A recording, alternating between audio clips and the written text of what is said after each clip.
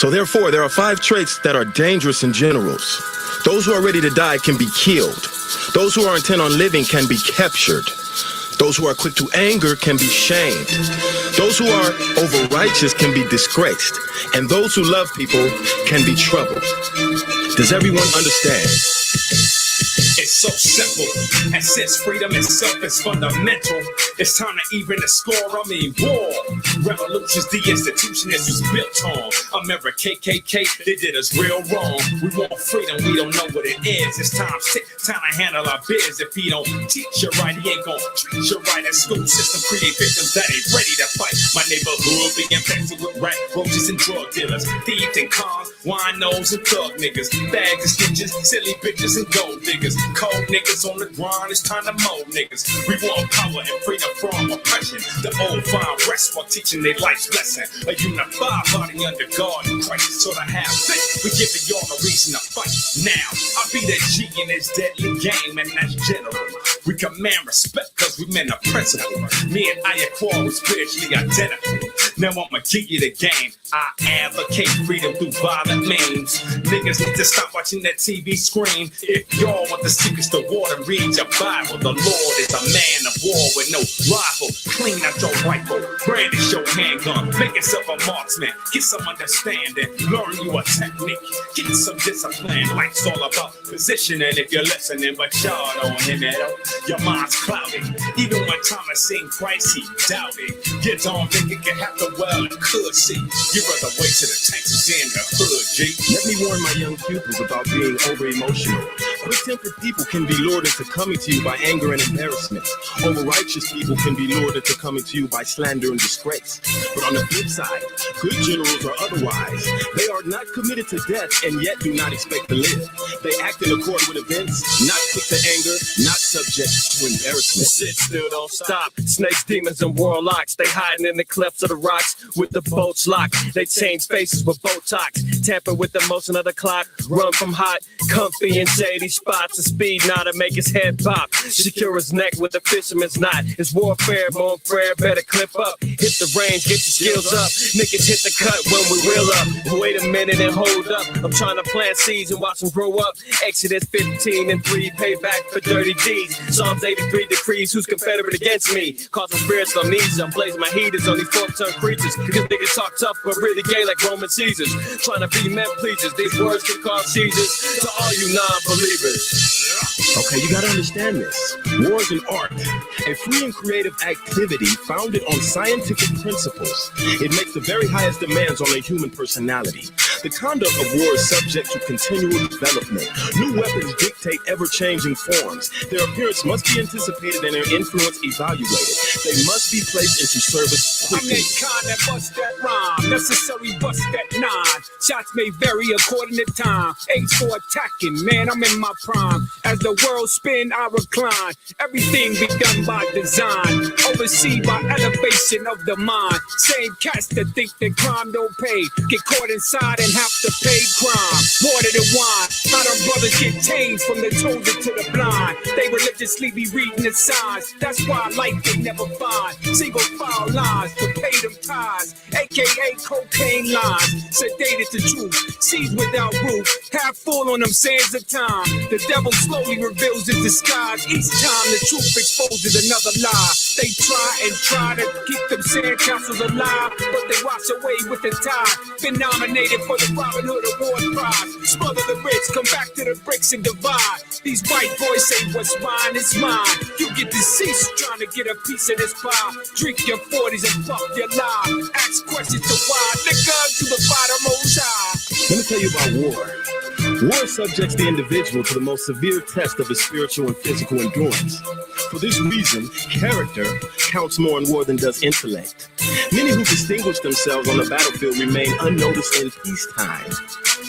Yeah, that's right, unnoticed in peacetime, meaning they're camouflaged. But you can figure out who they are. These are your brothers that have discipline. You understand? You wake up, you get places early. You say you got to use the principles given to us by the Most High. You follow the laws, statutes, and commandments. This is what gives us the discipline. Discipline, one of the root words of disciple. You see what I'm saying? The disciples were regular brothers, but when it came down to it, what? They rose to the occasion. So this is your assignment. Open up your Bibles and study to show yourself approved. Class dismissed.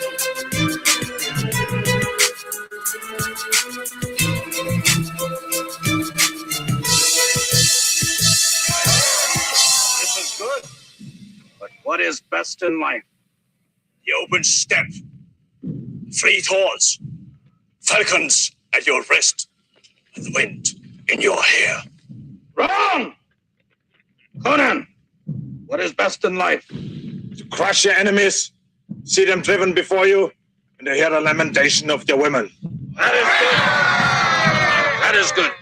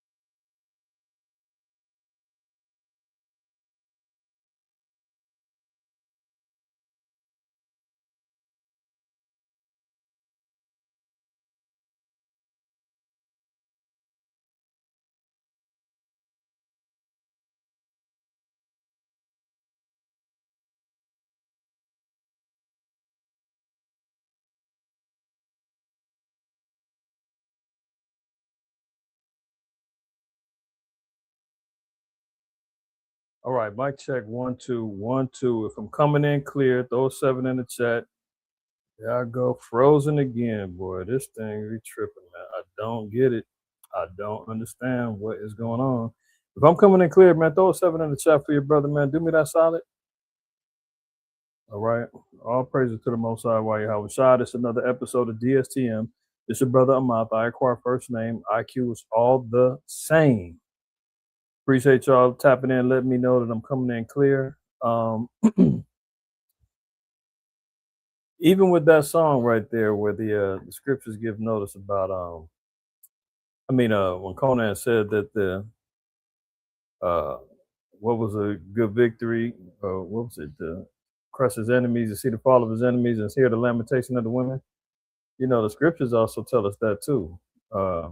I think there's a scripture in the Apocrypha that mentions that one of the things that a man is glorified in is when he sees the fall of his enemy, you know, and that's always a blessed thing, man. And we're moving in on the times where we're going to see the fall of our enemies, man. Lord willing, we all make it to the end. Lord willing, we are found worthy and worthy elect that escape, you know, the incoming Jacob's trouble and the hell that's going to be on this earth, literally and figuratively. And we see the fall of our enemies, man. You know, he's on a crash course, man. He's doing a great job of fulfilling all the prophecies as we discussed last week. He's doing a great job of that. So, you know, all praise to the Most High, man. We see as time going on, things is ratcheting it up even more. You see the sleeper cells is getting activated. Trump then authorized the Doomsday planes. That's right, Doomsday planes to head to the Middle East. You've got Iran and Russia talking about this is going to be the end of days, the end of the world. I mean, you can't get more biblical in nature and conversation, in politics, in media, you know, you name it. You can't get more biblical than what's going on right now. Anybody that has any doubts about the scriptures, anybody has any doubts about the eschatology or the prophecies of the scriptures, you know, you need your head examined. You might need a lobotomy. You might need to go head on and fast, pray, do what you got to do, because Ray Charles just gave me a call from the tomb, man, and said he could even see it. Yeah. So let's get to it, man. I don't want to be what do you call it? Belabor the point. Is that a word? Who knows? But hopefully everybody's doing well, man. Let me salute my peoples that's in the house, man. My man Ron in the house, shalom Buak. Shabbat shalom to the house of Bayan. Kohath in the house, shalom Buak. Ashar, Shalom to you, Shalak, Uziel, Naquab, the usual riders, man. Shalom to y'all, man. The house of Byron in the house, man. Shalom to you in your house, bro. And anybody, everybody else, man, is gonna be tuning in as time progresses. You know, sometimes, a lot of times, kind of shocks me sometimes. If people tune in, the later it gets.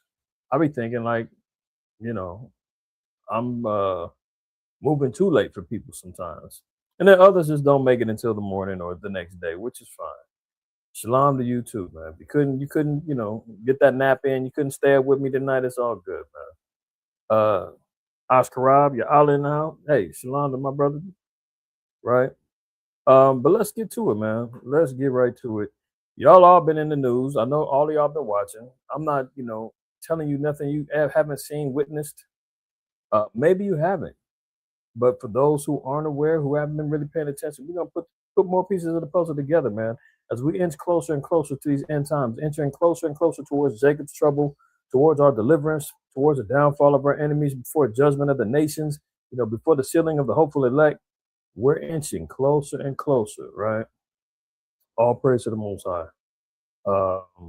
So let's see here. I think I can just do it just like that. Yeah, there you go. All right, so let me get this thing up. I want to start off with this. Your man gets the bump in his gums, man. The ultimate troll, Agent Orange, at it again with his Twitter fingers. Now, look at how proud and boastful this man is, man. And it all goes to the credit to the Most High, because the proud and the boastful, the man of much tongue, is the one who's going to be slain just by his own words. Look what he wrote as of recent.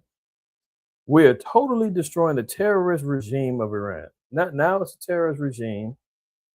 You know, that's the code word. That's the dog whistle, so that the Democrats and everybody else can acknowledge and say, well, this is a legitimate war. He's fighting terror. Same way I guess that George W. Bush was doing, right? Baby Bush said he was fighting terror. If you're not with us, you're with the terrorists. There's weapons of mass destruction going on over there. We need to go get them before they get us. Remember all that same rigmarole they was pushing, 27 years ago? Yeah. So here he goes. We're totally destroying the terrorist regime of Iran, militarily, economically, and otherwise. Yet, if you read the failing New York Times, this is so wild because there's a battle royale of lies, mockingbird behavior going on amongst the media. He likes to target anybody that doesn't fall in line with the ministry of truth that he has going on right now. Fox and all the rest of them, you know, they're going to go along with the talking points. They're going to go ahead along. You know, that's why Larry Ellison and his son bought out Warner. You know, remember what I showed y'all a couple of weeks ago? The conglomerate of corporations that own all of the networks. And Larry Ellison just bought Warner and all of the conglomerate media outlets that go along with that. And Agent Orange even told him, he said, man, CNN, all them, I want them to speak favorably of me from here on out. So now he's talking about the New York Times doesn't speak the truth. But we're going to see who's speaking the truth and who's not as time goes on. We'll see. You would incorrectly think that we are not winning. Iran's Navy is gone. Okay, their Air Force is no longer. That missiles, drones, and everything else are being decimated. Okay, so if you believe all this, then I guess all of the alternative media and the foreign news media outlets that are reporting from Ground Zero, and you seeing it, we've seen the videos of the GMO small hats running for their lives over there because the Iron Dome was failing. We keep hearing about Tel Aviv getting hit. Even over in Dimona, I heard they got hit. I don't think it, affected any of the Israelites that's over there, the brothers and sisters that's, living over there. But I heard that a Dimona got hit, because I believe there's a nuclear power site in that vicinity, and Iran was trying to get to that. But you leave it to him, man. I mean, they've got nothing left.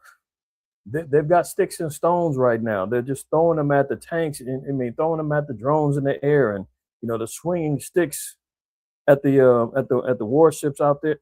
Come on, man.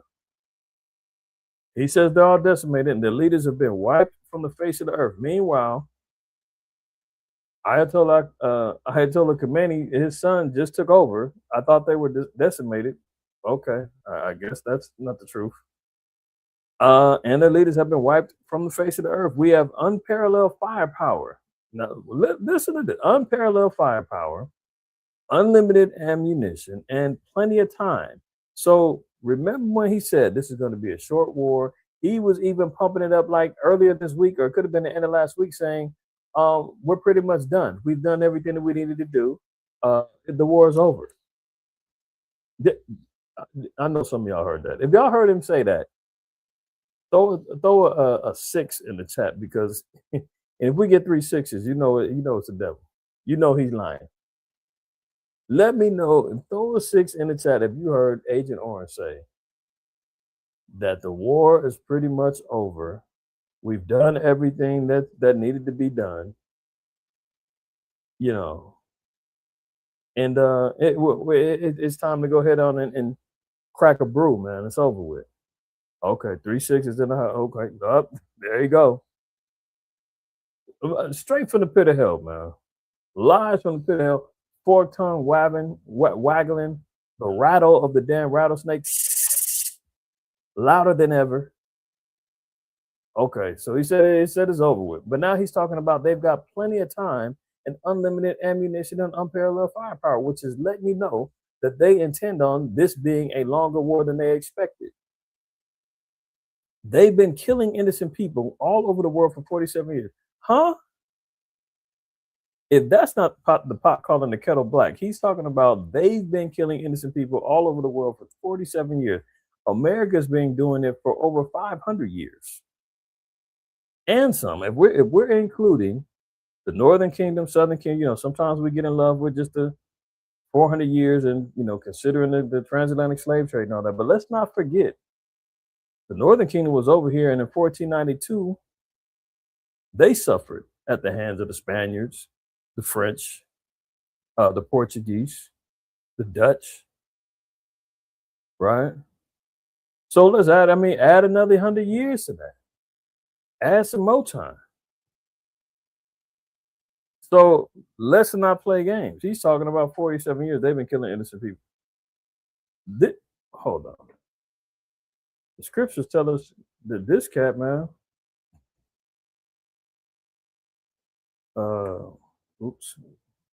Revelation 17, and we've talked about this before, but reading verse 6. Now we'll read verse 5. And upon her forehead was a name written, Mystery, Babylon the Great, the mother of harlots and abominations of the earth. So we know this is talking about America. I've covered Revelation 17 as a lesson before. If you haven't seen it, go back, double back. It's in the archives. You'll see it on our YouTube channel. Mystery, Babylon the Great. Why is this place a mystery? Because it's filled with confusion, let alone it's got so much power and deception that it makes you believe that this place is the land of milk and honey. This is the place where everybody wants to be at. This is the place that's the freedom fighters of the world leaders of democracy. They're the ones who always looking out for the little guy. But that's a complete lie, because now when it's decided to say, and it's understood that no, this place is under Satan's authority, it's filled of abominations, wickedness, unrighteousness, witchcraft, idolatry, you name it, and it's going to be destroyed. People are saying, well, how's that going to happen? I don't understand. No, it's got to be talking about parting within that is the mystery of understanding and unlocking how this place is Babylon the Great reborn, the daughter of Babylon, right? The mother of harlots, man. There's no worse hole than America. And abominations of the earth. It's filled with every manner of abomination that you can imagine. And what else? Verse 6, and I saw the woman drunken with the blood of the saints. I mean, you can't get enough. Imagine this. A cat that is an extreme alcoholic does not know his limits. And he's constantly drinking. And you're saying, bro, you had enough, man. No, I'm all right. Get out of my face. I'm fine. I can do it. Give me another shot. And you saying, damn, you're already drunk. No, give me more. Give me more. There's an unsatiable appetite for the blood of the saints. Well, we know who the saints are, the children of Israel. Psalms 148 and 14, Psalms 50 and 5 lets us know who the saints are. This woman has became drunken with the blood of the saints. That's how much destruction, that's how much innocent lives they've committed to. He's talking about for 47 years. Read one book, Devastation of the Indies by Bartolome de las Casas, and you'll hear about all the destruction and the mayhem and the murder that they've done just on the island of Hispaniola alone. We're talking about the island of the Dominican Republic and Haiti. The island of Hispaniola, you're talking about them having competitions of who can cut a man in half, severing a pregnant woman's belly open and stomping on the fetus, severing, quartering men with horses, killing the baby. I mean, you name it. That's just one incident. And he's talking about Iran has been slaughtering innocent people for 47 years. If that's not calling the pot, the kettle black, and hypocrisy at its highest esteem, I don't know what is. The blood of the saints, man. We're not even talking about the transatlantic slave trade alone. There's a book called, I believe it's, and I got it too, Before the Mayflower. And it talks about how sharks would follow the Nina, the Santa Maria, the Pinta, following these particular slave ships because of the dead bodies being thrown overboard. Talking about how they knew that they were going to follow on the blood trails and whatnot. That's just on the way over here, let alone docking in Brazil, docking in the Caribbean, docking on the east coast of America, being lynched, hung, burned, tarred, feathered, scalped. I mean, all of every manner of vicious destruction of our people, they've done it, man. Cutting men's rods off, man, stuffing them in their mouths, burning men while they're still living. And he's talking about innocent lives, man. This place has been drunken with the blood of the saints and with the blood of martyrs, blood of the martyrs of Yahushua. Yeah, because this is the same blood that the Romans had with the disciples. They're being held accountable just as well as those that's here in America. America is going to carry on with the blood that their predecessor, who they patterned themselves after, Rome. How do we know that? Look, in other words, America is going to be accessible and going to be accountable also for the blood of the martyring of the saints, because they're going to martyr some of us. That's part of the scriptures, right? Unfortunately, some of us are going to be martyred for the truth at the hands of a modern day Babylon. But at the same time, this place also is going to be held accountable for the sins of their father. Yeah, Rome, as they went ahead and killed and martyred righteous men of the Lord, they'll be back, through regeneration. If you can receive that understanding, look at this. Revelation 1:7, behold, he cometh for clouds, and every eye shall see him, and they also which pierced him. So that means the ones who pierced Yahushua, they're still here. Those are the same ones who crucified and created martyrs of the apostles and created martyrs of, the righteous men of the other scriptures. They still around. So this mother harlot also is possessing these same spirits, man. They've got a lot of hell to pay for. And they which also pierced him, and all kindreds of the earth shall wail because of him. Even so, amen. Every eye is going to see him, even they which pierced him. So there's going to be generational blood on their hands.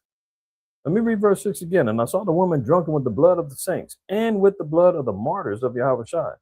And when I saw her, I wondered with great admiration. So this guy is running around talking about how Iran is out here killing innocent people and all that, not recognizing that this place, as they're getting ready to celebrate the 250-year anniversary or the 250-year birth date of America on July 4th,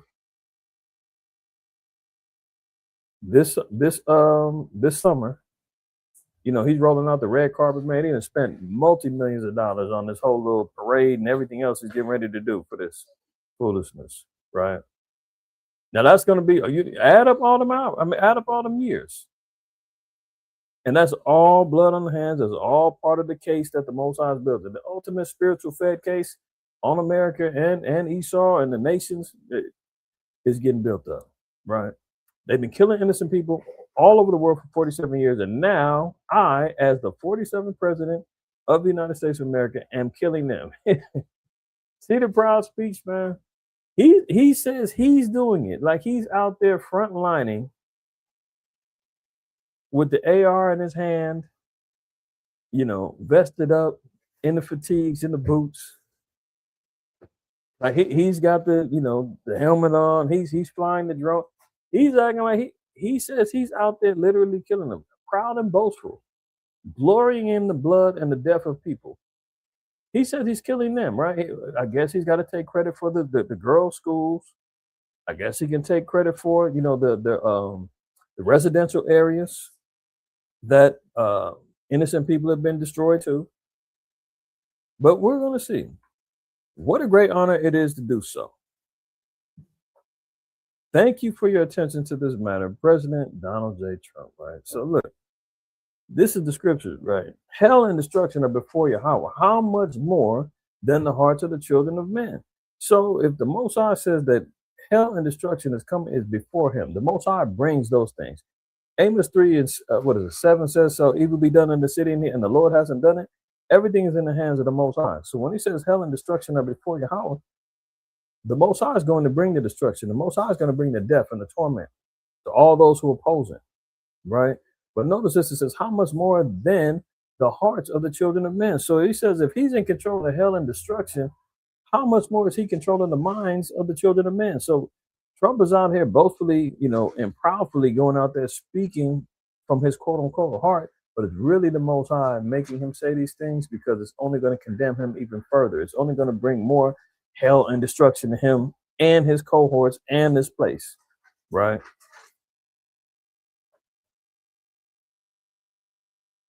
Continuing on, it says how Trump and his advisors miscalculated Iran's response to war. Yeah, because he's not in control. He's miscalculating because he's thinking and saying things that he believes is true. Meanwhile, the Most High is setting him up. He's running around here boasting, saying we've got the best army, guns, which might be true. But as we're going to continue on, man, some of these things is outdated. Some of them is junk. And when it all comes down to it, man, you can't beat somebody who's fighting for their culture, their religion, fighting with all their heart and with their mind. Like, you know, we talked about it, man. These people are religious zealots. They feel like they've got more to fight for or more to lose than the average American soldier. So when you're fighting with that type of purpose, they're going to fight tooth and nail all the way to the end. Ask the Vietnamese, ask the Afghans. Like that, they're going to go all the way to the end. It doesn't matter to them. So it says, in the lead up to the U.S. Israeli attack, President Trump downplayed the risk to the energy markets as a short-term concern that should not be overshadowed the mission to decapitate the Iranian regime. So, you know, this is what he's saying. He thought this was going to be a quick little 1-2 jab. They was going to buckle. They was going to bow down, kiss the ring, and that was going to be it. Clearly, he didn't read and doesn't know and understand the history of the Iranians and their associations and their allies that are propping them up and making sure that they still have everything that they need to continue on. The economic desperation that this is caused right now is wild. I mean, we're only in, 14 days now? 2 weeks. So we surpassed the 12-day war. We're at 14. And the economic ramifications is already kicking in heavy, right? So the extent of that miscalculation was laid bare in recent days as Iran threatened to fire at commercial oil tankers transitioning the Strait of Hormuz, the strategic choke point through which all ships must pass on their way out of the Persian Gulf. In response to the Iranian threats, commercial shipping has come to a standstill in the Gulf. Oil prices have spiked, and the Trump administration has scrambled to find ways to tamp down on economic crisis that has triggered higher gasoline prices for Americans. Which is wild to me because America is the number one, has the number one oil refineries in the world, man. America is sitting on a gold mine of oil. They could easily hit them reserves, man. Throw it back over here. If it's about America first and the people and making America affordable again, clearly he's not doing that. They could tap them reserves, man, get the oil prices down and not trip. But they ain't doing that. Right? Oil companies are still sitting back, gouging everybody. We'll see as we continue on. I know all of y'all see it. Look, honor and shame is in talk, and the tongue of a man is his fault. That's why the Most High is allowing him to go out there and talk about, I am over there killing them now. He ain't doing a goddamn thing. But bumping his gums and talking through that hole in his mouth, hole in his face that calls a mouth, the two little slits that he calls lips, and a wagging tongue. But this is how we know. Let him keep bragging. Let him continually be boastful. Let him be, arrogant in his speech, because it's only going to lead to shame in his talk. Because now, and his fall. Because what's it doing is also showing that he's been caught in so many lies. It's not even funny. Verse Sirach 20 and 18. To slip upon pavement is better than to slip with the tongue. The Most High said, rather than you slipping your tongue, you say something out of line, out of order, a lie, or whatever the case may be. The Most High said it's better for you to slip and bust your head on the pavement than to be slipping with your tongue. And that dude is loose with the lips for real. And Pete, Hegseth, Dragon Breath, all of them is loose with the lips. And the Most High was like, it would be better for you to just slip, bust your head, and get a concussion than to keep carrying on with what you're doing. But it's okay. Let him keep doing it. And we're going to see how the Most High deals with the judgment.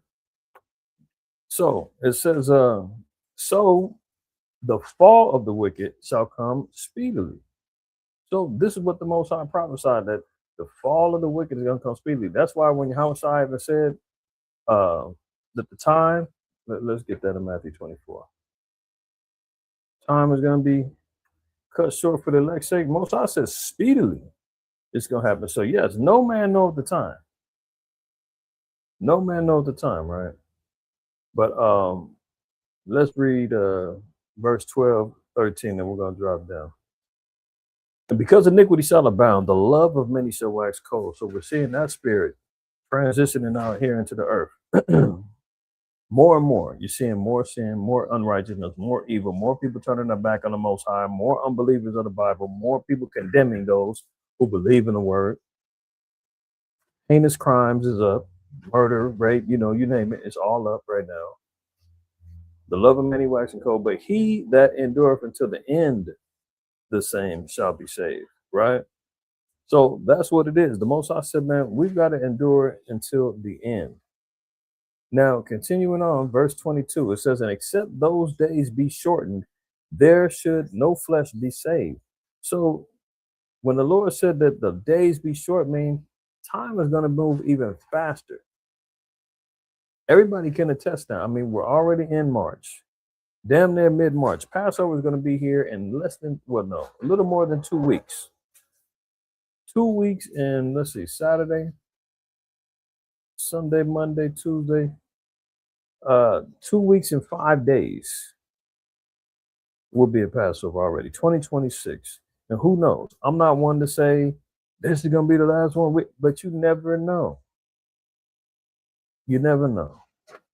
Whether it's based upon prophecy and world events, or it's just based upon the Most High saying, this is your last or my last or whatever, you never know. One thing we always we always hold true to is that each year, especially if you're in a body or a congregation or a church or what have you, you pay attention to everyone that's around you. There's always going to be somebody that's not going to be there the next year. Somebody's not going to be there. Guaranteed. This is facts. Been in the truth over 30 years, and that is not failed once. That's why we have to take everyone, all of these feast days, not just, but because of a bid being the beginning of the year, outside of the new moon, this being the high holy day to mark all the rest of the, the days going forward. The Passover is always sets the tone, right? And every year, you can look around, you can say, man, such and such ain't here again. It ain't there no more. For whatever reason it could be. And on the flip side, there's always some new sheep too.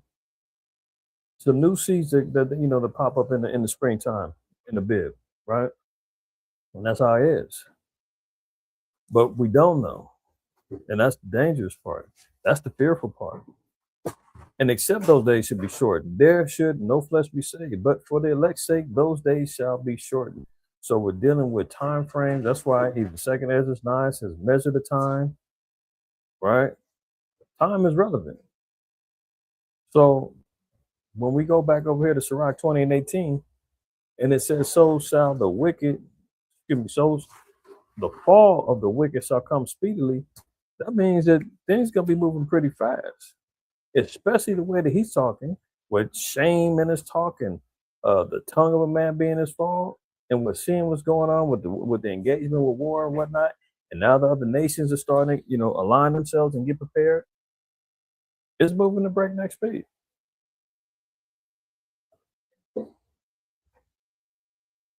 Shalaki, 1 second.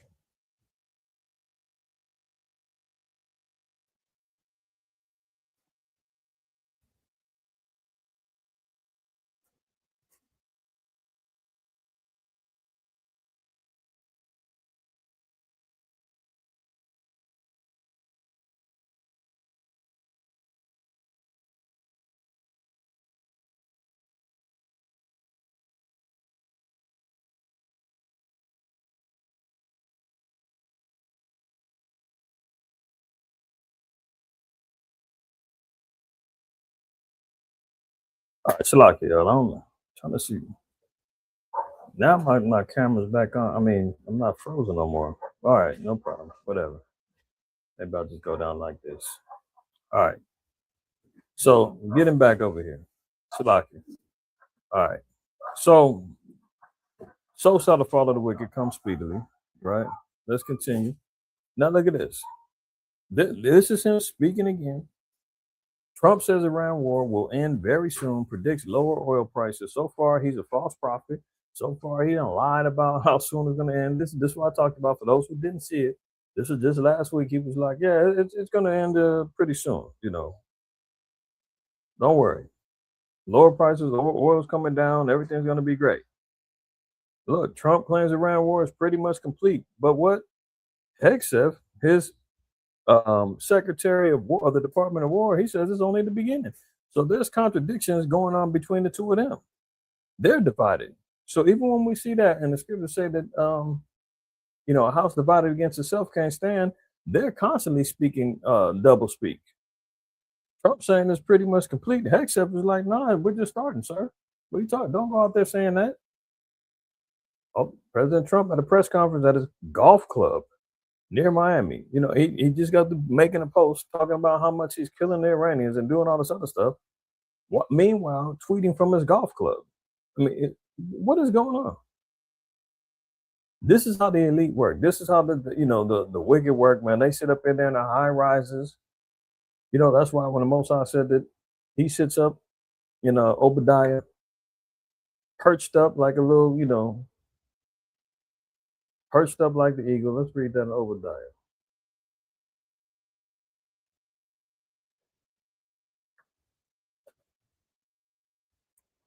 Perched on up. Wow, okay. I guess they want me to put chapter 1. I'm gonna just read verse 3. The pride of thine heart hath deceived thee. Thou that dwellest in the clefts of the rocks, whose habitation is high, that saith in his heart, who shall bring me down to the ground? So he can sit at the golf clubs of Mar-a-Lago. He can sit up in the high rises of Trump Towers. He can sit up, and at the third floor of the White House and all that other stuff, and talk all this high power stuff. But meanwhile, he ain't gonna lift his finger to do nothing but call somebody or press the panic button, press the codes for the nukes. You ain't gonna do nothing but utilize that finger to, the biometric scanners to get him into that bunker. You ain't gonna do nothing else. But that's why the Lord said, the pride of thy heart hath deceived thee. So as he's sitting back talking from his golf club near Miami, the war against Iran will end very soon, but not this week. So he's trying to put time frames on it. He also predicted that oil prices, which will surge to above $100 a barrel due to fears that the Strait of Hormuz will remain effectively closed, will drop. Trump spoke earlier in the day to Russian leader Vladimir Putin about the war, which the U.S. and Israel began on February 28th. Now, notice this publication said that the U.S. and Israel began the war on February 28th, but Pete Hegseth said 2 weeks ago they didn't start the war. There's another lie. But I digress. Let's continue. Deliver my soul, O Yahweh, from lying lips and from a deceitful tongue. That's what David said, man. All praise to the Most High that we've been given a spirit of discernment, man, that we've been woke and awakened to the folly, to the madness, to the lies, that we're not caught up in the foolishness that goes on within the realms of the world. You know, a lot of our people are still running around here politicking, man. I see these jakes constantly are sitting out in front of Home Depot, in front of grocery stores, etc., trying to get you to sign up for some damn petition. And are you sure you're a registered voter? Can you come over here and sign my petition for this? And there ain't nothing but jakes. It's all Israel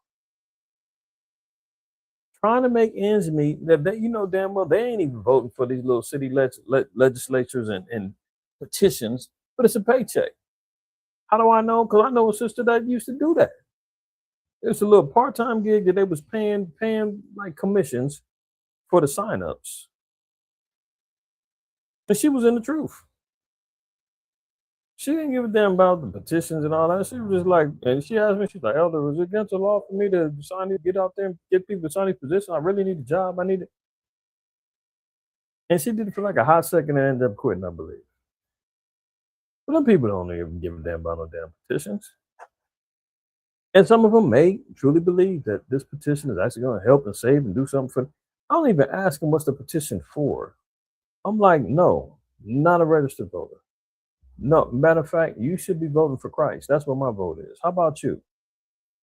Well, yeah, I'm right on, brother. I believe so too. But you know, we got to do something. I'm like, yeah, okay. I'm gonna let you sit with that. Have a good day. I'm out. There's so many of our people, man, who live for the lie. They love it. Isaiah 30 tells us that our people love to be lied to. They want to be told. They ask the prophet, they say, prophesy deceits to us. Tell us smooth things. Aren't you happy and glad, man, that you don't have to go along to get along no more, man, that you can actually take a stand and say, no, I know the truth now. No, I'm not going with the sheep anymore. Movement. I mean, I'm talking about the sheeple, though. You're a sheep by nature. We're sheep by nature. You know, we're the lost sheep according to the scriptures, right? So I'm talking about the sheep who are following after, you know, the Judas goats and the black goats running out there leading the people astray. Y'all heard about the Judas goats before, right? If you haven't, let's look real quick. I'm talking about the Judas goats out there.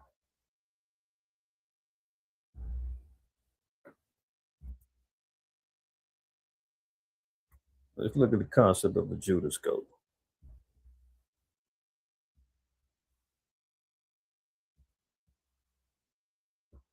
What is this? Damn, AI was going crazy. Like, I got it. I might as well answer it. Go ahead. I'll give them a little sign.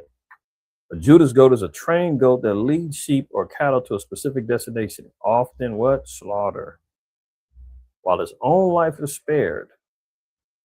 The term originates from the biblical figure Judas Iscariot, symbolizing betrayal. See, aren't you happy now, man? You don't have to get led astray by a Judas goat, man. You don't have to worry about following after these false political leaders. You don't have to worry about getting caught up with these particular influencers that's online. You know, the life coaches and the ones who's out here trying to regulate your relationship, or the ones trying to tell you about, you know, how deep they are with things that they've discovered on the internet.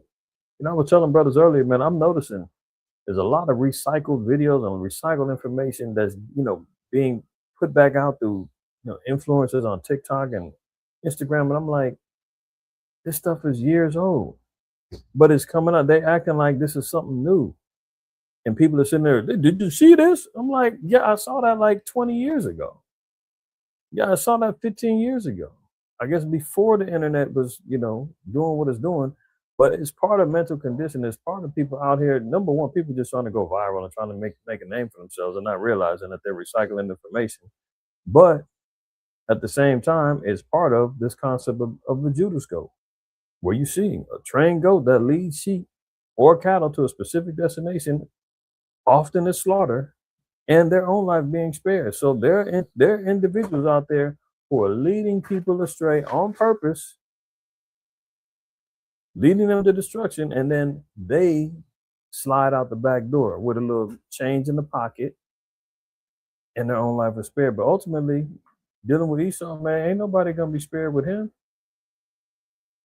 Remember with Nicanor, when he first encountered Judas Maccabeus, they first instant,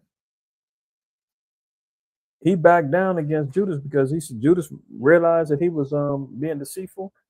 He said he was gonna come out there with peaceable words and all of that, and they came out with the armies, and Judas was like, "Nah, I don't trust this dude." Came back, put the beats on him, and what happened? Nicanor went right to the priest, went to the temple. They said they just finished making a sacrifice for the king, which was an unrighteous sacrifice because the scriptures tell you that the king required swine's flesh to be sacrificed on the altar. He went right to them, and they came out.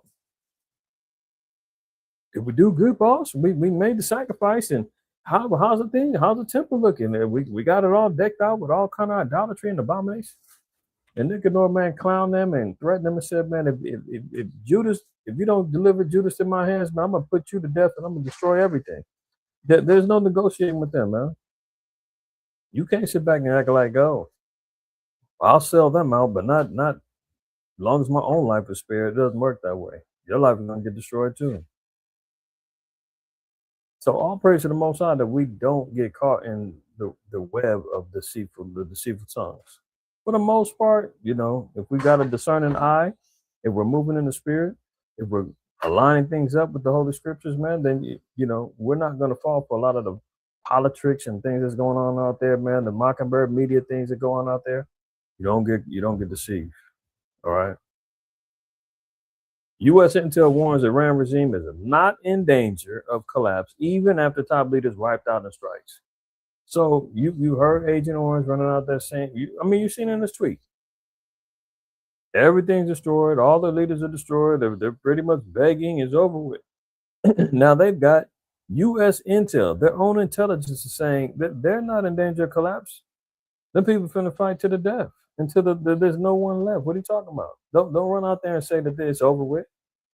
Their own intelligence agencies have been telling Trump, man, slow down. He's like, shut up, I'm the president. I'm saying what I feel, what I think, and that's it.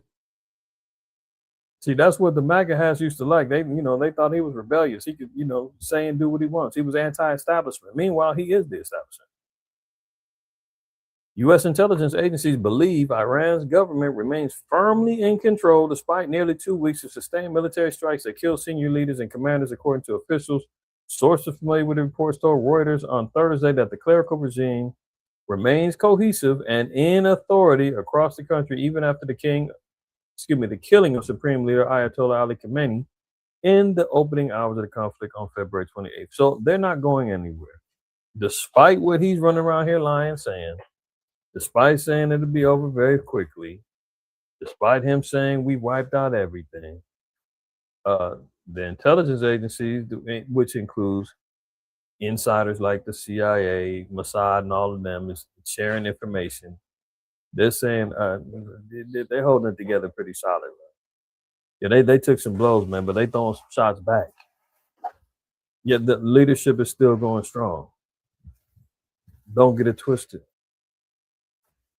Oh, look at it. Russia says Iran strikes are just the beginning in the ominous warning to NATO nation. Oh, so we all know Why is Russia coming in speaking on behalf of Persia? Oops, I gave it away.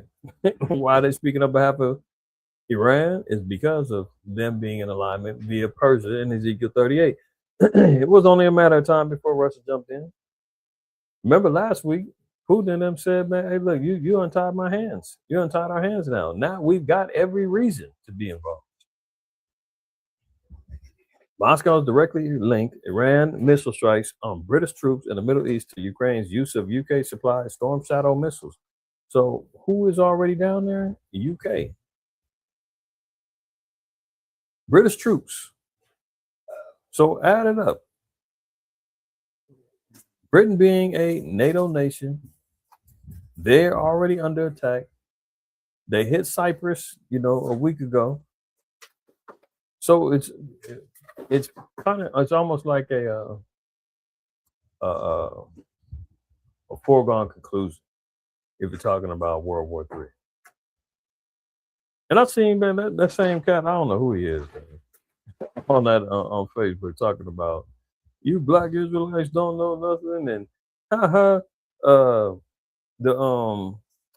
Iran's apologized and the war is over with. Told you it wasn't World War III, and I just covered that like the day before that I saw that post, and I was like, what is he doing? I'm assuming it's a bot. He can't be in the truth. There's no way, because he was boastful. Told you it wasn't World War III. You black Israelites don't understand prophecy. This ain't it. And then played a video of some Edomite commentating, talking about how the president of Iran apologized and was backing down, which was nothing further from the truth. We talked about that last week. He apologized to his neighbors, his fellow Islamists, but it was still lit with Israel and with the U.S. As we can see, the war is still going on. This was last weekend. He said this. Man, the dude needs to come back and repent and be like, damn, I'm sorry. I'm out here being a Judas goat, lying and telling y'all one thing, not realizing that he don't understand prophecy. He's definitely not on top of his current events, but whatever. It's just amazing to me. How cats had this particular mind frame or attitude or spirit that not really locking in on the prophecies. And one reason is too, you know what? Just in the spirit.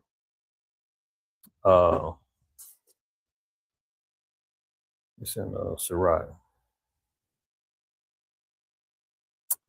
Where we at? Sirach 39:1. But he that giveth his mind to the law of the Most High and is occupied in the meditation thereof. So there's got to be two things. Your mind's got to be locked in on the law of the Most High and occupied in the meditation. So it has to be a job to be in the meditation of the law. This has to be part of your functionality in your life, where it's like, okay, you know what? This is my work. This is work. And it is work sometimes at keeping the laws. But the Most High said, don't call them grievous. I mean, it's not a burden, but it does take work to try to stay in alignment with the laws of the Most High, especially when you're surrounded by nothing but evil and wickedness. When the world is operating on wickedness and you're trying to walk right, you got everything pulling you in the left direction, but you're trying to stay right. So that's the work, but that's the occupying. To be surrounded by, to be fulfilled with, to be working toward meditating on the law, making sure that's part of your mind frame. And if you're doing those things, what's going to happen? You will seek out the wisdom of all the ancient and be occupied in prophecy. So one way that we know if an individual is really understanding prophecy is if he's keeping the laws or not. If she's keeping the laws or not. If you ain't doing those things, you're not going to understand the prophecies correctly. That's just what it is.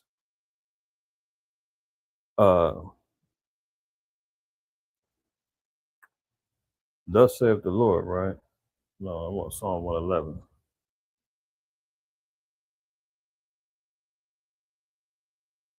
And verse 10. It says, the fear of Yahweh is the beginning of wisdom, A good understanding have all they that what do his commandments, his praise endure forever. This is why you see that the Christian church and others don't have a proper understanding of the scriptures, because why? They don't keep the commandments of the Lord. They won't understand eschatology, they won't understand prophecy, they won't understand the judgments of the Lord, because they're not occupied in the meditation of the commandments, they're not occupied in the keeping of the law. And that equates to a lack of fear of the Most High, which then deletes their wisdom. Continuing on over here, right? So Russia says Iran strikes are just the beginning, right? Moscow has explicitly connected Iranian missile attacks on British forces in the Middle East to Ukraine's deployment of the UK-provided Storm Shadow missiles against the Russian city of Bryansk. The ominous development comes after Defense Secretary John Healey cautioned that Putin's hidden hand is behind some of the Iranian tactics and potentially some of their capabilities as well. Yeah, tell us something we don't know. Ezekiel 38 said he's going to be a guard unto them. So there again, we see another form of prophecy with Gog and Magog being there to protect and be there to be a guard for Iran. So he said that Putin's hidden hand is behind some of the Iranian tactics and potentially some of their capabilities as well. Boom. Exclusive, as many as 150 U.S. troops were wounded so far in Iran war, sources say. Remember, they were saying there was only 4 dead. Nothing's happening to the U.S. troops. Every time something happens, it's not because of conflict, it's because of a technical issue, or it's because of faulty equipment. And no, some of this word is getting out there now. 150 wounded, not dead, but wounded, right?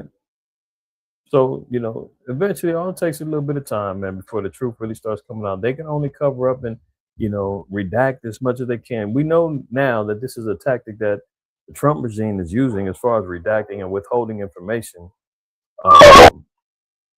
solely by the Epstein files. We've all seen what's happening with that.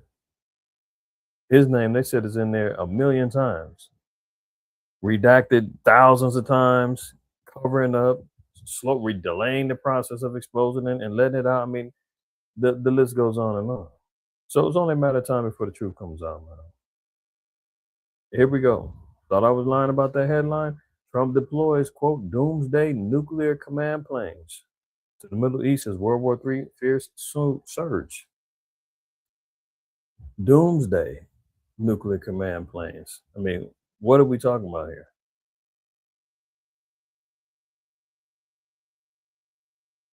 Yeah, in World War III, you black Israelites don't know what you're talking about. What? Oh boy, we got problems. Right? The U.S. military's terrifying Doomsday planes. Why they even name that? Have taken to the skies as fears of a nuclear war inch closer to reality. Flight tracking data has captured multiple. Hold on, let me read that line again, because for the people in the back, man, the ones that's wearing the helmets on the small bus, ones who don't want to hear the truth, don't want to understand the times that we're in. Okay, here we go. The U.S. military's terrifying Doomsday planes have taken to the skies as fears of a nuclear war inch closer to reality. All right. Flight tracking data has captured multiple launches of the Navy's E-6B Mercury Strategic Airborne Command aircraft since the war in Iran began on February 28th. So they're already bringing in the big boys, and we're only 2 weeks in. So if we're talking about how the scriptures say that the time being shortened, the destruction of the wicked cometh quickly, they're moving pretty fast as far as the weaponry is concerned. Not to say that they about to just hit the nukes, but they're saying that the reality of that happening is becoming more real by the day. These giant planes, constructed using the frames of the Boeing 707, are built to survive a nuclear war and coordinate America's military response from the air. All right, so they've got the Doomsday planes going on over there because Their specialty is surviving a nuclear war, let alone providing military response from the air. That's the weaponry that America is sending over there right now. Pentagon is moving additional Marines and warships to the Middle East. So if anybody was talking about troops on the ground, that ain't happening. We're not going to do that. Too late. Too late. Pentagon is moving additional Marines and warships to the Middle East. They already talked about what was it? Not the 82nd. The 92nd, 82nd Airborne troops already ceased state training. They're waiting for their next orders. Allegedly, they've already been sent out. I know a brother whose relative got deployed already. So what they're telling us is not what's happening. But now, again, as time goes on, they cannot hold the truth back anymore. Here it goes. The Pentagon is moving additional Marines and warships to the Middle East as Iran steps up its attacks on the Strait of Hormuz. I thought they was done. I thought they had no more missiles, no more drones. They had nothing, right? They're wiped out. All their leaders are crying from the grave. Apparently not. According to 3 U.S. officials, Defense Secretary Pete Hegseth has approved a request from U.S. Central Command responsible for American forces in the Middle East for an element of an amphibious ready group and attached Marine Expeditionary Unit, typically consisting of several warships and 5,000 Marines and sailors, the official said. The Japan-based USS Tripoli and its attached Marines are now headed for the Middle East. Two of the officials said Marines are already in the Middle East supporting the Iran operation, the official said. Oh, really? No, Marines is already there, huh? Oh, okay. You know, once them boots hit the ground, man, that's the indication that this is going to be a quote-unquote forever war. Iran protesters burn Trump coffins and U.S. flags as they chant "Death to America." I thought they were celebrating after Ayatollah Ali Khamenei got put to death. Remember all them videos? That's all fake. That's all BS, man. Remember they was running around here chanting over there with "Hell Trump, we love Trump," and oh, finally he's dead, and remember all that? But they wasn't in Iran. They was in the UK and other places. Just like I talked about before, just like the fake crowds that was running around for Maduro. Where are they at now? How come there's still no more partying and for all the Venezuelans over here? So happy. What the party's over with? What happened? I mean, what was it, just for that day? Well, I guess so. If you're doing the 800 crowds is us, or whatever the name of that website is. I forgot the name. Yeah, but now we see the Iranians is over there hot. They like "Death to America," burning up effigies of Baphomet and Trump coffins and all the U.S. flag. They're over there turned up. They are not over there bowing down saying, "Thank you, America, for liberating us. Thank you for helping us. We love America." No. That ain't being said at all. Massive crowds at Tehran burn U.S. and Israeli flags during Al-Quds Day demonstration supporting the Palestinian cause. So they're still tripping about Palestine. They tripping about Iran. What we're seeing and what America's telling us, oh, we're liberating them. We're helping them. That's out. Remember when Trump bombed and said, once we're finished, it's up to you to take over. It's yours again. Get it while the getting's good. That was a lie. All right, here we go.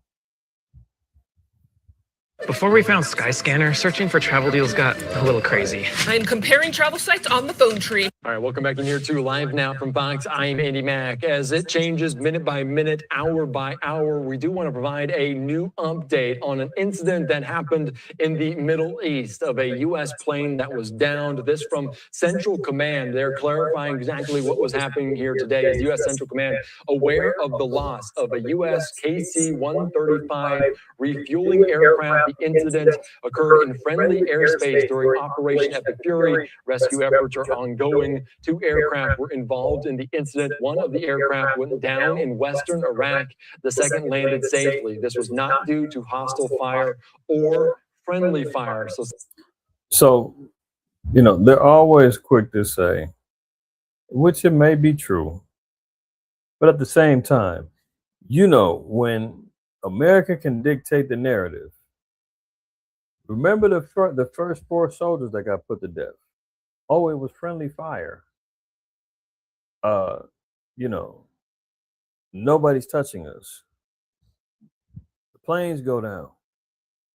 All 6 people got put to death in this thing. Oh, it wasn't hostile and friendly fire. We still don't know what happened. Well, at least I don't know exactly what happened. They said two planes was involved. Did they almost crash like they've been doing over here with the the airports being down and all them incidents that was happening with the air traffic controllers? Is that what happened? Are they still messing those things up? As much as Trump is downplaying Iran, talking about, oh, you know, they don't know how to operate their weapons and they're shooting down their own people, and America's not doing too much better. So they was quick to throw out the disclaimer. Oh, it went down, but it wasn't because of them. It wasn't because of them. All right, let me let this go. CENTCOM clarifying what's going on there is U.S. military plane going down in Iraq. I want to put up a live picture of Tel Aviv here and give you a little bit more sense of what we're watching here. An American military refueling plane went down there in the Middle East as rescue efforts are now underway. Central Command said the 2 aircrafts were involved. One landed safely, the other was down in western Iraq. The U.S. official telling our Associated Press said the other plane involved was also a KC-135. They'll say more information will be made available. So they had an incident or accident while trying to refuel a plane, right?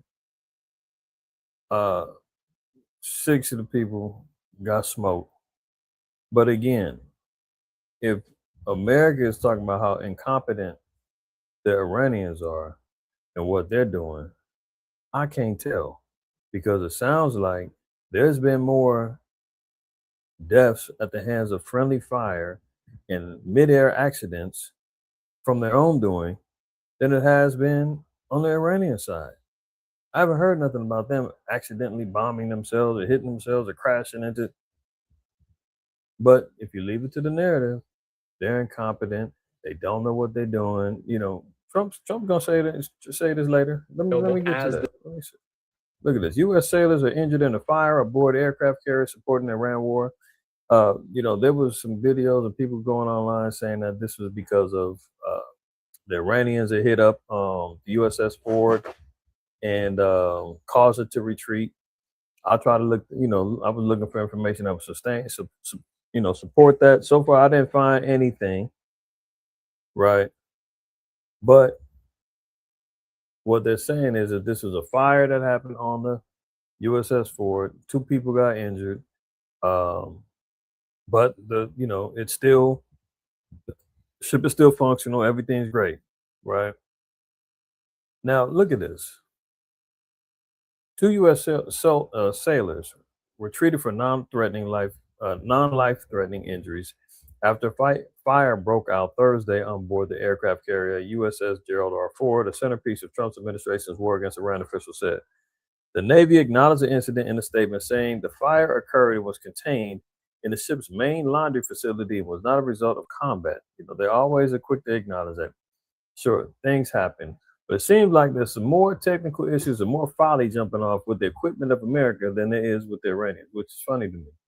But watch this. The statement said the sailors are in stable condition and did not specify the type of injuries they experienced. There's no damage to the ship's propulsion plant, and the aircraft carrier remains fully operational. The Navy statement said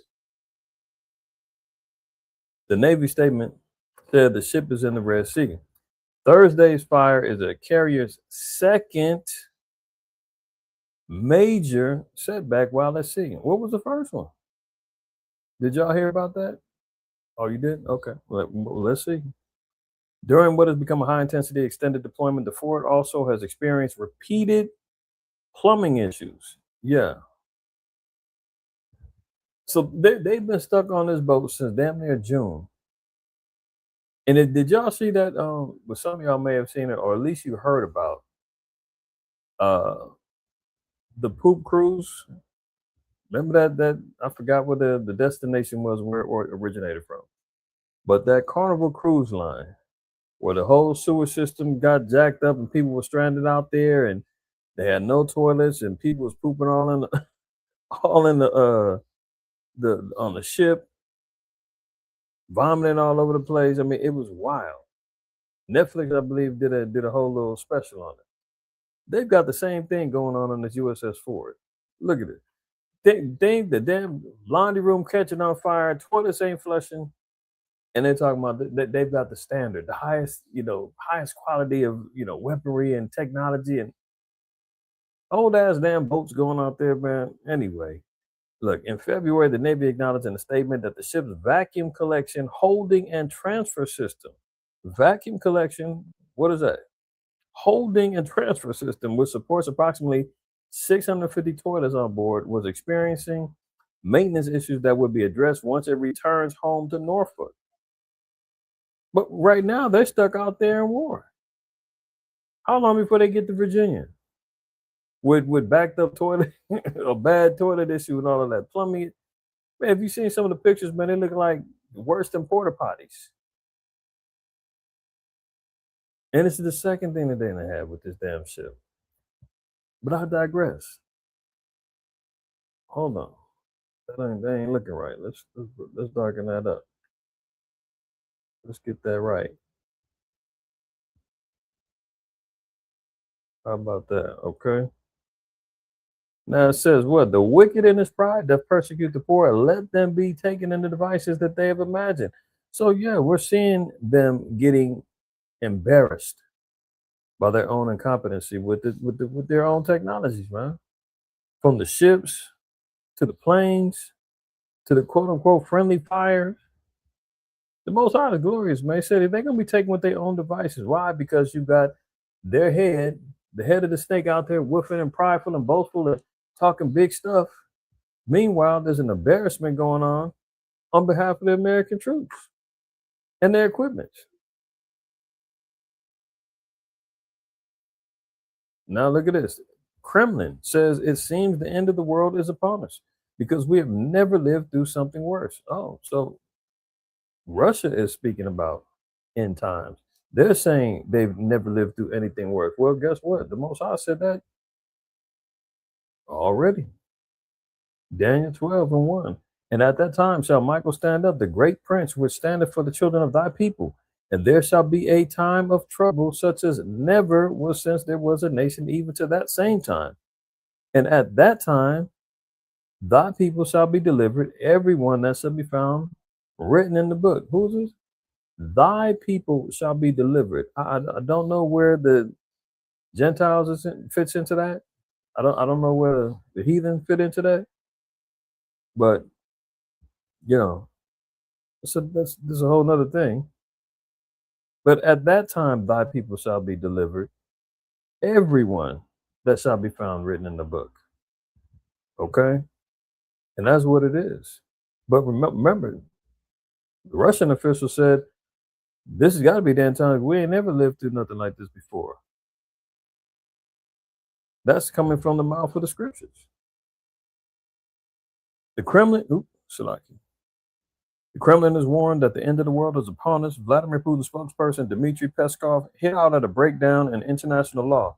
The doom-laden warning for the planet came amid massive U.S. and Israeli strikes on Iran, which the Kremlin labeled a perfect storm.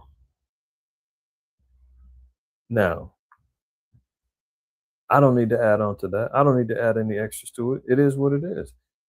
When the nations are out here acknowledging, man, that this is the end times, the end of the world, so forth and so on, right? It only coincides with what the scriptures say, man. Either you see it or you don't. Either you move in more fear and more prayer and more vigilance, or you don't. Russia appears helpless to assist Tehran, except possibly in providing intelligence on American and Israeli military positions.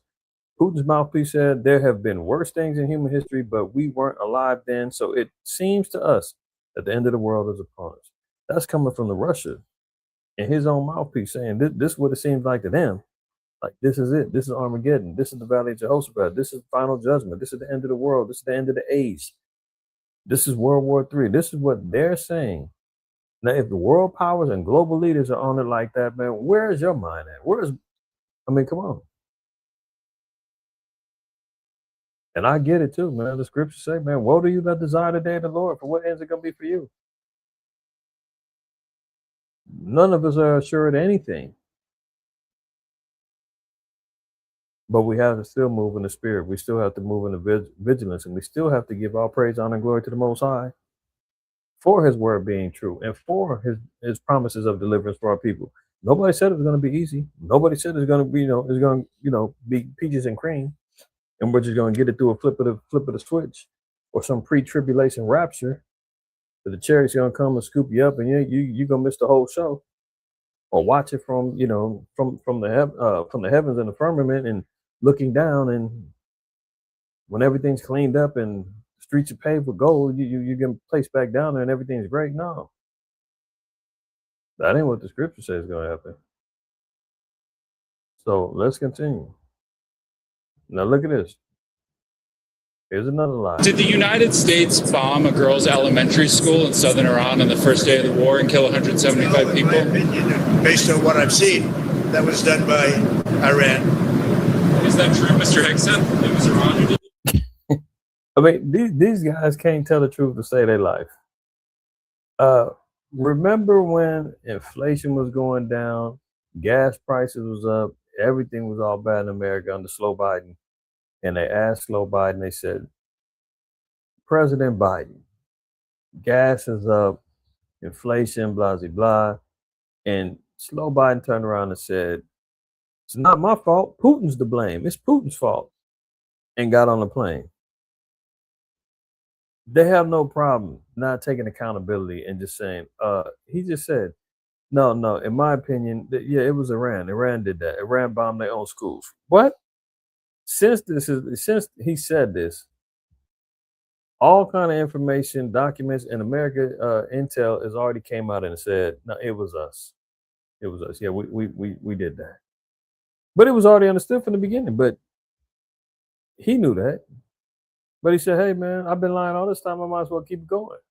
Elementary school in southern Iran on the first day of the war and kill 175 people? In my opinion, based on what I've seen, that was done by Iran. Is that true, Mr. Hickson? It was Iran who did that? We're certainly investigating. Still investigating. Yep. Now, look at Trump. Look at him closing his eye. Yeah, this nigga. I just said what I said, man. He's supposed to get my back. Now, he just said, we're investigating. So it wasn't clear cut. Yeah, Iran did it. But Hexef is going to try to clean it up and say, well, only people that's bombing innocent people is Iran. You can be sure of that.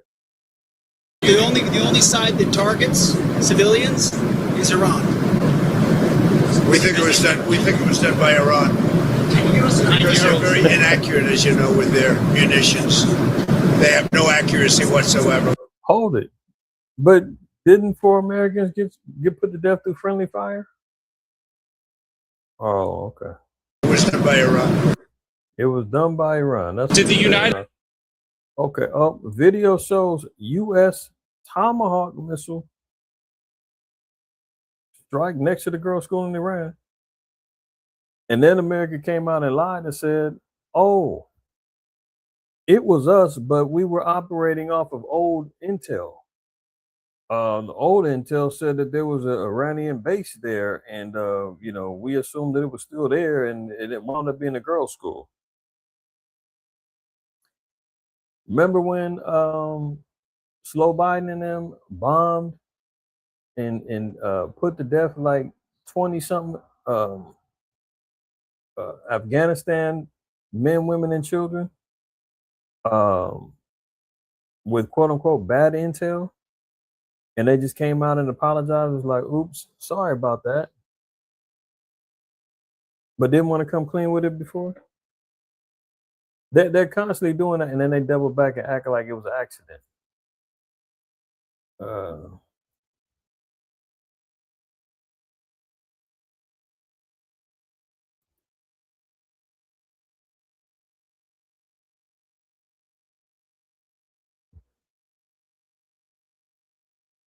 What was it? Afghanistan? Was it the wedding?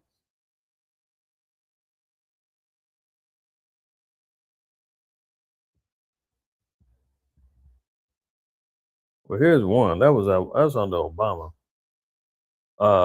Look at this, killing 47 civilians and the bride.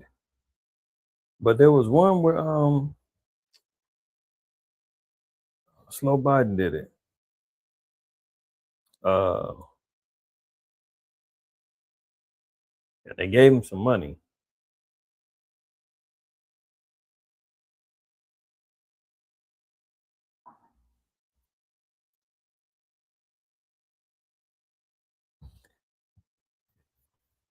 Here you go. The Biden administration admits to killing 10 civilians in the Kabul airstrike. No ISIS. You see, oh, look at this. U.S. Embassy in Baghdad hit in a missile attack. This is breaking news. All praise to the Most High. But Trump said everything is, they ain't got nothing going on. I think this is new. This is current. Well, maybe not. Maybe not. I don't know. Unless this is just part of this particular page in 2021. It's possible, though. Don't mind that. But there they go. America's got a history of slaughtering the innocents, right? But let's let Agent Orange continually put his foot in his mouth. There's a footage that shows that an American missile strike and a Tomahawk missile likely destroyed that Iranian girls' school. So will the U.S. accept any responsibility for that strike? And I will say that did you hear what he said? I haven't seen it. Hold on. Did the United States bomb a girls' elementary school in southern Iran on the first day of the war and kill 175 people? Based on what I've seen. What? Hold on. He just said, in my opinion, based on what I've seen. There's a footage that shows that an American missile strike and a Tomahawk missile likely destroyed that Iranian girls' school. So will the U.S. accept any responsibility for that strike? And I will say that I haven't seen it. Which one is it? Yeah, but we're wrong when we call him the devil. We're wrong when we say that this is the mouth of deceit. This is the mouth of a serpent. This is the mouth of the dragon. We're wrong when we call him out and call it like we see it, right? Or we're a hate group. We're extremists. Huh? From what I've seen, yeah, Iran's responsible. It was a U.S. Tomahawk. I haven't seen it. Huh? Okay. There's a footage that shows that an American missile strike and a Tomahawk missile likely destroyed that Iranian girls' school. So will the U.S. accept any responsibility for that strike? And I will say that the Tomahawk, which is one of the most powerful weapons around, is used by, is sold and used by. Sold? Did you catch that? Tomahawk missiles are sold. Used by. Yeah, you done messed up. Who's selling the Tomahawks? Who makes the Tomahawks? The U.S. Raytheon. Yeah, Raytheon makes the U.S. making these Tomahawks, and they're selling it to the nations. They're using it themselves. How did they? If Iran did it, how did they get a hold of them? And he readily gonna sit up there and say they've got them. So they got them from you? Fork-tongued creatures, man, I tell you. Other countries, you know that. And whether it's Iran, who also has some Tomahawks, they wish they had more. But they wish they had more. How'd they get those initially? If those are manufactured and come from America, how'd they get their hands on them? Okay. Whether it's Iran or somebody else, the fact that a Tomahawk is very generic. It's sold to other countries. But that's being investigated right now. Oh, now it's being investigated. It's a generic weapon, right? Anyway. There's a the old boss, same as the new boss, same as the old boss, huh? What to know about Ayatollah Mutaba Khomeini. Let's run it down a little bit. And already when he came out, they made him the new Ayatollah, the new cleric leader of Iran. Trump said he's not happy with the decision.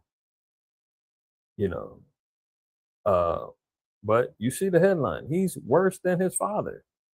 So if they're saying how bad his pops was, how much of a dictator he was, how much of a warmongering religious zealot, if he's worse than his pops, do you think Iran's gonna roll over?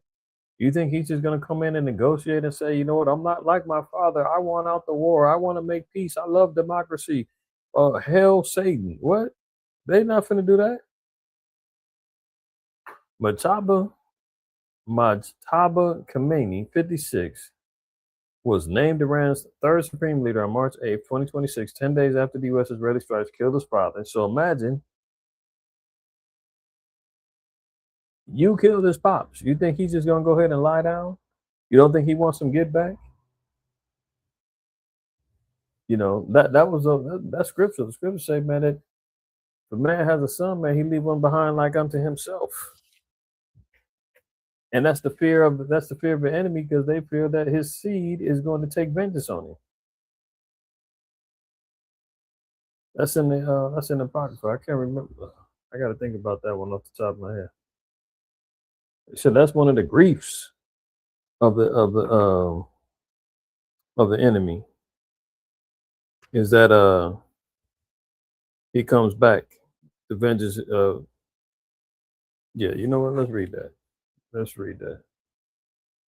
I'm quoting it, but let's go there real quick. It's in Sirach 30.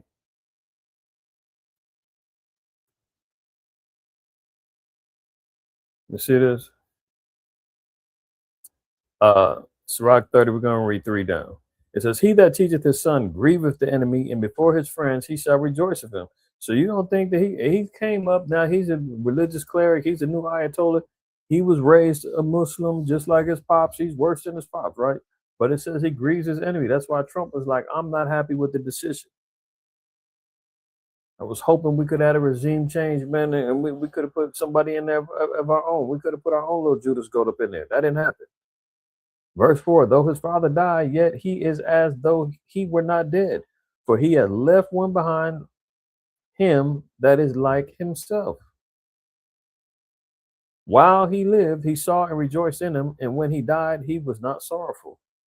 He left behind him an avenger against his enemies, and one that shall requite kindness to his friends. See that? This is America's worst nightmare, because now he's coming in worse than his pops, got a reason for vengeance, and America is already running out there talking about, yeah, he's in a coma and he's in hiding. Well, I guess because he hasn't made any public viewings of himself. He's made his first statement, a written statement, but they're saying he's in a coma, and might have had his legs cut off or something like that through some bombings. They ain't got no proof of none of this, but this is what they're saying regarding him, right? So they said this: the Assembly of Experts announced his election in a decisive vote, though the process was marked by significant IRGC pressure and internal dissent among clerical members. Mujtaba holds only the mid-level clerical rank of Hojatul Islam, not Ayatollah. Legitimacy issues his father resolved by having the law change a similar workaround. Trump openly called this election unacceptable. Of course, America's always got the last word, man. We don't like that. He warned that Mujtaba would not last long without U.S. approval. So who runs everything? America. Let's not forget about it. They got to give their approval for every damn thing, and characterize him as a quote lightweight.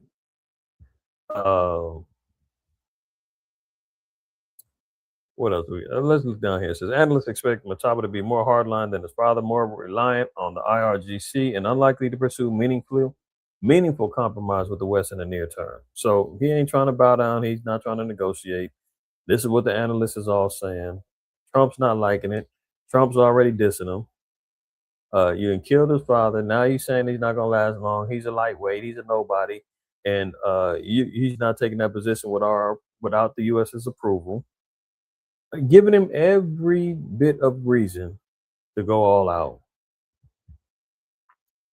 Here we go. Iran has a new supreme leader, and by virtually every expert assessment, he is more dangerous, more ideologically extreme, and more deeply entangled with the Islamic Revolutionary Guard Corps than the father he just replaced.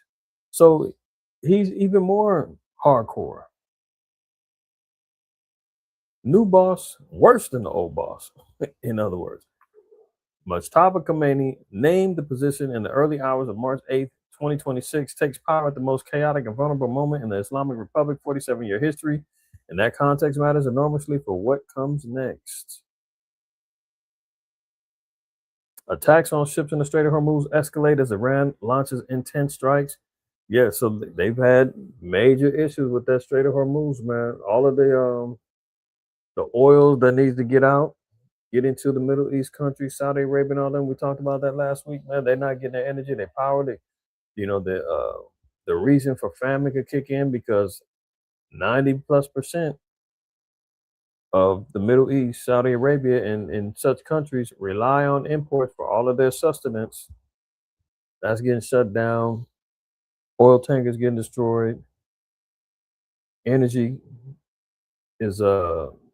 costs going up. Fuel costs going up. So we're talking about global catastrophes, economic collapse in multiple countries. That's part of the warfare too. That's part of World War III. It ain't just nukes and bombs. Because remember, Yahweh Shah said there's going to be famine, famines and pestilence. What comes with, disease? That can come from, starvation, desperation, lack of health care, lack of power, lack of energy. All those things can, no hospitals. That increases disease and issues and whatnot, more death. So this is a big deal. Attacks near the Strait. 3 vessels were hit by unknown projectiles near the Strait of Hormuz today. The UK Maritime Agency said, meanwhile, 3 crew members on board of a Thai vessel remain unaccounted for after it was stuck today. Sources told CNN Tehran had begun laying mines in the key waterway. So they're shutting that whole thing down. And on this note, while we're talking about the boats, there was a report that China has got hundreds of quote unquote fishing boats strategically getting placed over there in the South China Sea, and they wondering whether or not they're going to go to war. They're utilizing this as a I didn't put it in here, but just to kind of look real quick.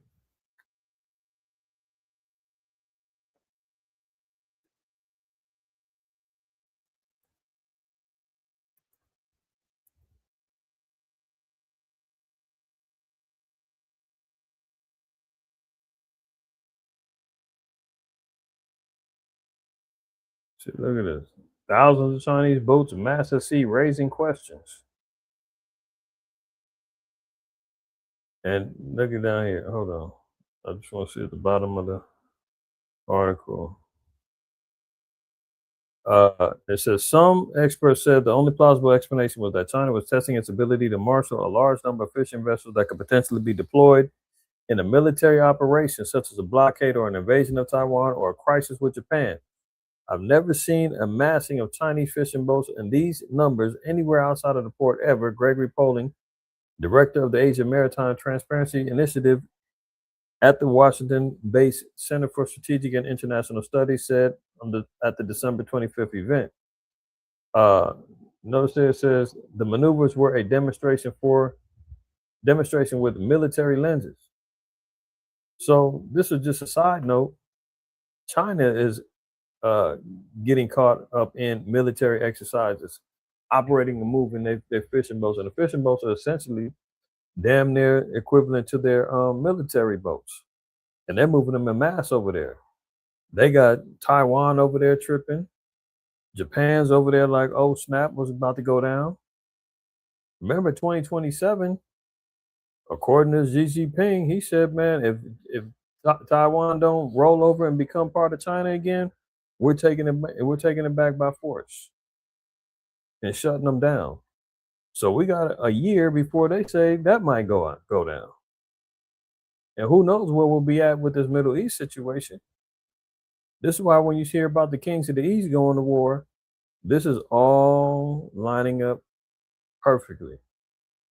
So if you see what's going down, you'll know and understand even more as time goes on. Mind you, we're only 2 weeks into this Middle East war. Give it to the end of this year, and then going into next year if everything cracks off between China and Iran. I mean, China and Taiwan. That's a whole nother conflict America's got interest in. Breaking: U.S. intercepts top secret Iran message to activate sleeper cells across the world. I think everybody can kind of agree that maybe this is exactly what's been going on this past week, as we've been seeing back to back incidences jumping off. Most I can say is, you got some copycats, you got some mentally deranged, and then you got legitimate sleeper cells out there getting it cracking.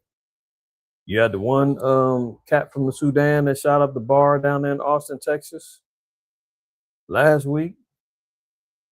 Another cat put to death a professor and the ex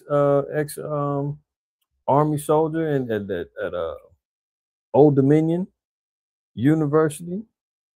Yeah, the crash out at the synagogue in Detroit. Somebody else ran into, I'm talking, y'all seen it, but let me just prove it. So, and you know what's so cold? I got a different article here. America knew this was going down, and they said, don't say anything. Here's the leaked report. Read: leaked Iran terror report details that Trump didn't want you to see. List of top targets and horrifying ways they will strike America. A shocking intelligence report that was blocked by the White House. Did you hear that? Blocked by the White House. As they always are trying to do, cover that up, redact that, hold that back, don't say anything about this. I saw it, but I didn't see it. Look, all the damn games they be playing up there, man. So the U.S. blocked this particular report from coming out. Warns that Iran could launch waves of terrorist attacks on the U.S. soil, including assassinations, bombings, and stabbings because of the president's new war. A leaked copy exclusively obtained by the Daily Mail shows. The FBI, Homeland Security, and the National Counterterrorism Center were preparing to put out the joint statement last week to state and local authorities, alerting them of heightened threat from Iran, detailing potential methods of attack and encouraging vigilance. The White House blocked the report from being issued to law enforcement nationwide on Friday after Homeland Security and officials flagged the report to them. The move infuriated members of the intelligence community who argue that those bulletins typically are issued without input from the White House to avoid politicizing intel communications. I'm going to stop there. Why are they trying to block it? Why don't they want that information out? You should already, your will should already be clicking. False flags. Yeah, like Oscar Rob said, hey, psyops. They're activating all of this stuff, man, because what do they need? They need more reasons to try to justify their bloodlust going on over there, turn up the heat, Doomsday planes going on over there, more troops on the, sending the troops on the ground. They need to justify this because they started this. They're trying to get regime change. They're trying to get control of that Strait of Hormuz. Remember, man, this dude has always been after the resources. He's been after the oil. He's been after the resources coming from particular countries, from Greenland to Venezuela to Cuba to Argentina. I mean, Ecuador. Now he done ran down over there, Mexico. Now they got information saying, "Hey, man, the sleeper cells finna get out, and we got information. Shh, don't say anything. We don't want that out." So the alert warned the messages could be intended to activate and provide instructions to pre-position sleeper assets operating outside the originating country. Heightened concern among federal law enforcement and security agencies. Authorities are repeatedly monitoring potential threats and coordinating with international partners to mitigate any risk. Okay, let's see what's going down. I don't need to read that one. Here we go. Explosives thrown near New York City mayor's residence, investigated as ISIS-related terrorism. They tried to hit him up twice. The mayor of New York, Mamdani, to no avail. I think these young cats, man, probably learned how to make an explosive device and tested it out. Never tested it out, because the first one they threw, it was lit and fizzled out, and he took off running. It didn't work. So these guys are amateurs, zealot amateurs. But again, who was it? J.D. Vance got his windows busted out and hammered. They caught the little Edomite that did that. Somebody hit Mar-a-Lago, little young Edomite again. Mom Donnie then got hit with a couple of explosive device threats. So when the scriptures speak about Second Ezra, it's about them not regarding their princes or authoritative figures. In other words, in Second Ezra, hopefully it opens up. My son of a damn thing! I'll never want to do it when I need it. Throws the spirit off. 15, when y'all know where I'm going. And 16, for there shall be sedition among men and invading one another. They shall not regard their kings nor princes. So you're seeing people are not respecting authoritative figures anymore, man. The president, he didn't got his ear nicked off. For those who believe that, that went down, and he jumps up and fight. And, the WWF stuff going on. Who knows what was going on with that whole thing? Supposed multiple attempts on his life. The VP's house get busted up and broken into. You've seen judges and lawyers and city officials, them getting smoked throughout the times, right? They had to break in over there at Mar-a-Lago. They had to lay somebody down. So they're not regarding kings nor princes. So authoritative powers, man, are not going to be respected in these last days, man. People are not going to give a damn what title you hold, what your badge says, what agency you with. That the scriptures tell us that. And the course of their actions shall stand in their power. Everybody's going to do what's right in their own eyes. It's going to be about survival of the fittest. It's going to be about mob rule. Your network and what you're able to sustain is all hell is breaking loose. That's why Zuckerberg is building a multi-million-dollar bunker so he can get the hell out of Dodge.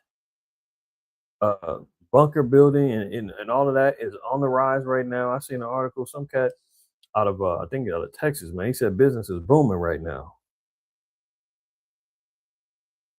People are looking for ways to escape.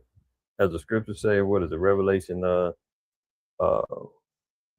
think it's in Revelation 6 or it's in Revelation 9 where it said they're gonna be trying to cause the rocks to fall upon them and trying to hide, and Isaiah 2 says the same thing. But we see what's going on. So here we go. A little act of terrorism. Look at the White House locked down as a driver smashes into the gate. That happened. FBI warns Iran aspired to attack California with drones in retaliation for war. Is alert. I didn't buy this, but there you have it. And it just so happens too that they had two cats, man, got away with four drones stolen from a military base right after this came out. So this is like false flag, wink wink. Hey, we got an intel that says Iran's gonna hit the West Coast with drones. Oh, guess what? Some masked guys just got away with 4 drones from a military base. Oops. Who's gonna do that? Who could be possibly behind that? Come on, man. You lay out the damn story and then everything happens to fall right in line. Okay. FBI warned police departments in California in recent days that Iran could retaliate for American attacks by launching drones at the West Coast. So they recently acquired information of as early as February 2026. Iran allegedly aspired to conduct a surprise attack using unmanned aerial vehicles from an unidentified vessel off the coast of the United States homeland, specifically against unspecified targets in California in the event that the U.S. conducted strikes against Iran. Anyway, Job 24:17 says, "For the morning is to them even as the shadow of death. If one know them, they are in the terrors of the shadow of death." See, that's why you got America is operating in the spirit of fear. Now that they're putting out the word, oh, the sleeper cells is here. Terrorism is on the rise. Remember, Trump even said that they're fighting against the world leader of the world's biggest funders of terrorism or whatever. They're labeling Iran top terrorist country in the world and all of that. Putting the fear and instilling the fear in the people, right? So it says the morning is to them even as a shadow of death. They wake up in the morning thinking about death. They think this could be it for them. Scared to get on the bus, scared to go to work, scared to drive, scared to walk into a crowded area. They don't know what the hell's going to happen. Oh, heard Iran's got drones, man. They about to hit the West Coast. Get ready. But again, we're not going to get caught up in the lies and the folly. Of course, you stay vigilant. Of course, you're not going to be ignorant of any matter, small or great. But I'm looking for the false flag of America doing this to their own, as they've have known to do in times past, in order to blame somebody else so that they can get cracking on something even bigger. Hey, look, man, look at Nero. Nero burned down Rome and then said it was the Christians. Esau is no stranger to self-sabotage and then go blame somebody else so he can pull out a greater agenda. Job 18:14, his confidence shall be rooted out of his tabernacle, and it shall bring him to the king of terrors. So he's going to be ruled by terror. The king of terrors is the Most High, ultimately. But this is the obsession of terrorism and all that. That's why they are concerned about domestic terrorists. Is it homegrown? Remember, Trump said that there's an enemy within that needs to be rooted out. Remember when he first got elected? So this is everything that he's talking about, cleaning the swamp. Meanwhile, he brought in more damn water moccasins and alligators and caiman and black widows and everything else and cobwebs, creating his own swamp. Look, terror attacks at Michigan Synagogue and Virginia University rattle sense of safety in American communities. Yeah, see that? American communities are now all concerned and scared, dealing with what? Terrorism now. And the small-head GMOs are jumping out the window saying, we need more protections. What are you going to do about it? We want more help. They already are out here begging. I thought these were the children of the Most High. This is the anointed. The Most High said, touch not mine anointed and do my prophets no harm. You're supposed to be fighting with the spirit of David. You're supposed to have the ancestor spirit in you. What are you begging and crying for America to give you more protection and more help? They're being persecuted. What? Our people have been getting persecuted and being hunted and shot down by our own people, by the police, and by other nations for centuries. And we tired of begging for help. Lamentation says, man, on all our hopes, we've been waiting on a nation that could not save us. So what are they doing? Pro-Iranian hackers claim cyber attack on a major U.S. medical device maker. Yeah, I work in this industry, and I got the emails like, we've had a cyber attack on the system. It didn't affect my particular work, but I definitely got the email on this. There's one simple hearing hack anyone can use to improve their hearing almost overnight. Fox News alert. A pro-Iranian hacker group is claiming responsibility for a major cyber attack on a U.S. medical device maker, marking the first notable pro-Iranian hack against U.S. infrastructure since Operation Epic Fury began. The company, Stryker, releasing a statement saying, quote, "We are continuing to resolve the disruption impacting our global network resulting from the cyber attack. At this time, there is no indication of malware or ransomware, and we believe the situation is contained to our internal Microsoft environment only."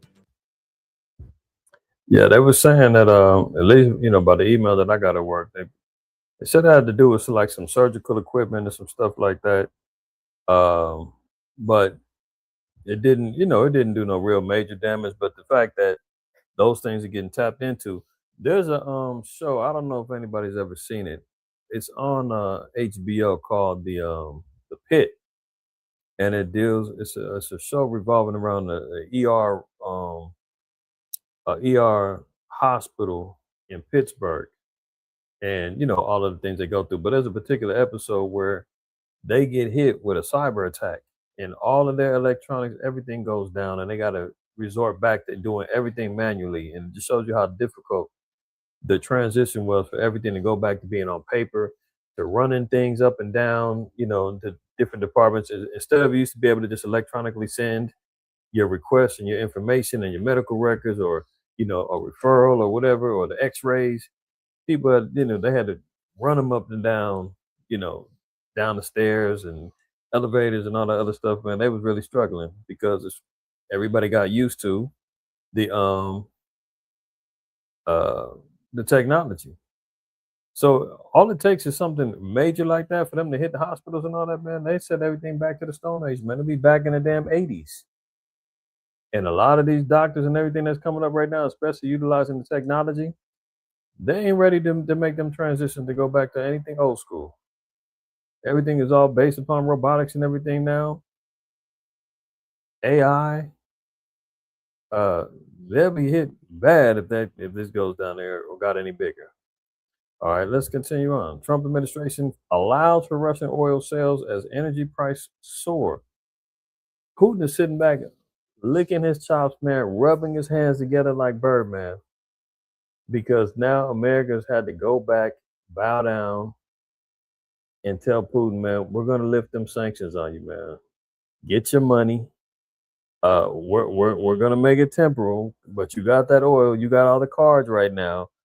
We'll allow your energies, you to sell your oil because our allies need it. That Strait of Hormuz is giving us problems. And Putin is sitting back laughing all the way to the bank.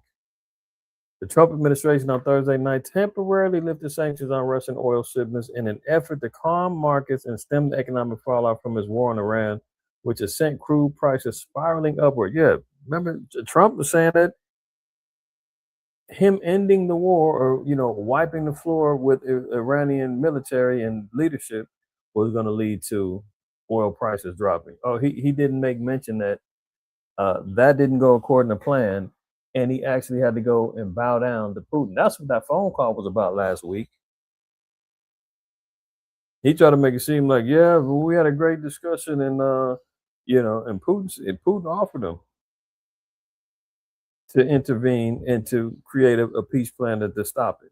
Trump was like, no, we ain't talking about that. But what I am going to do is I'm going to lift them sanctions so you can get that money. Because remember last week, Putin was like, you know what? I think I'm going to cut Europe off.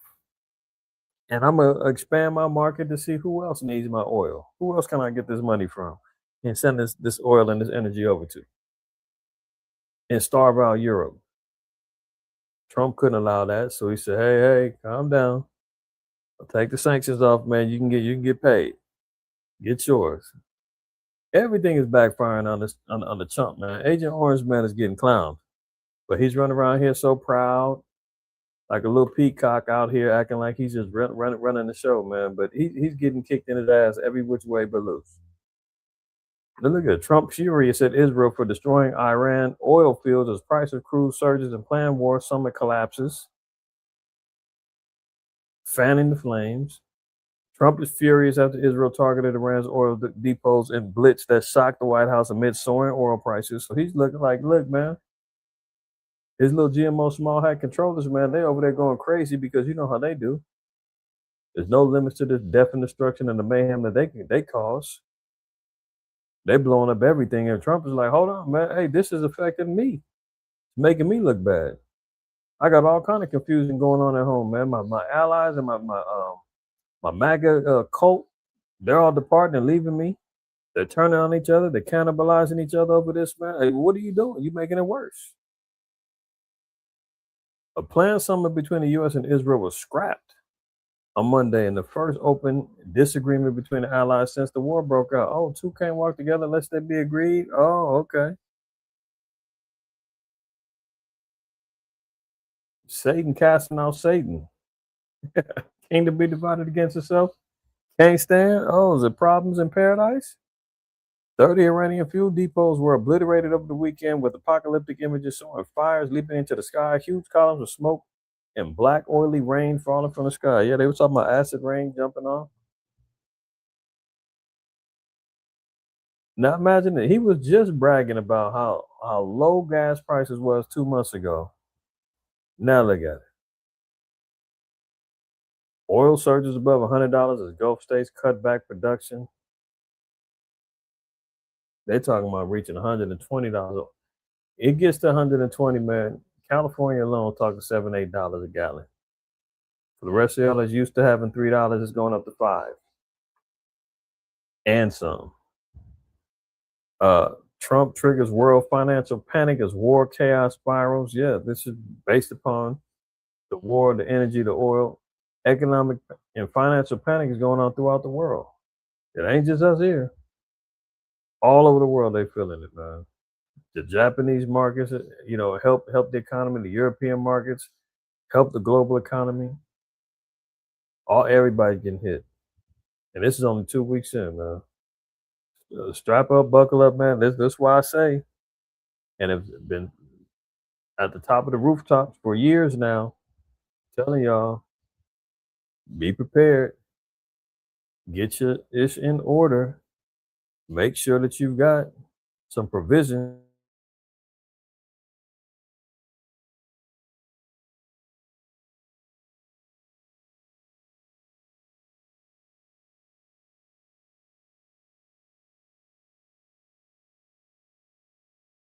You talk about preparing, I ain't gonna say you when the bomb drop.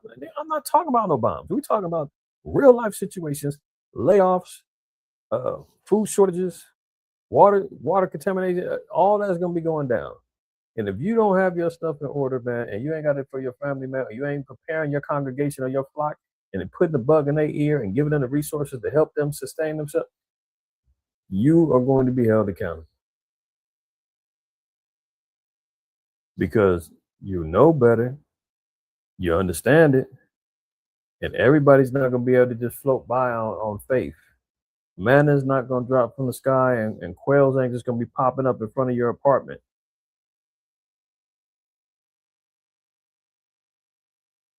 Faith without works is dead. So as some of these things start to escalate, you should be starting to get your stuff together. When that strait gets shut down, that means it's going to be costing more money for them trucks to come on in.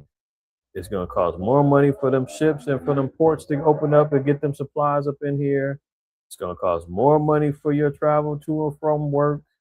All that other stuff, man. Food, those things are going to go back up again.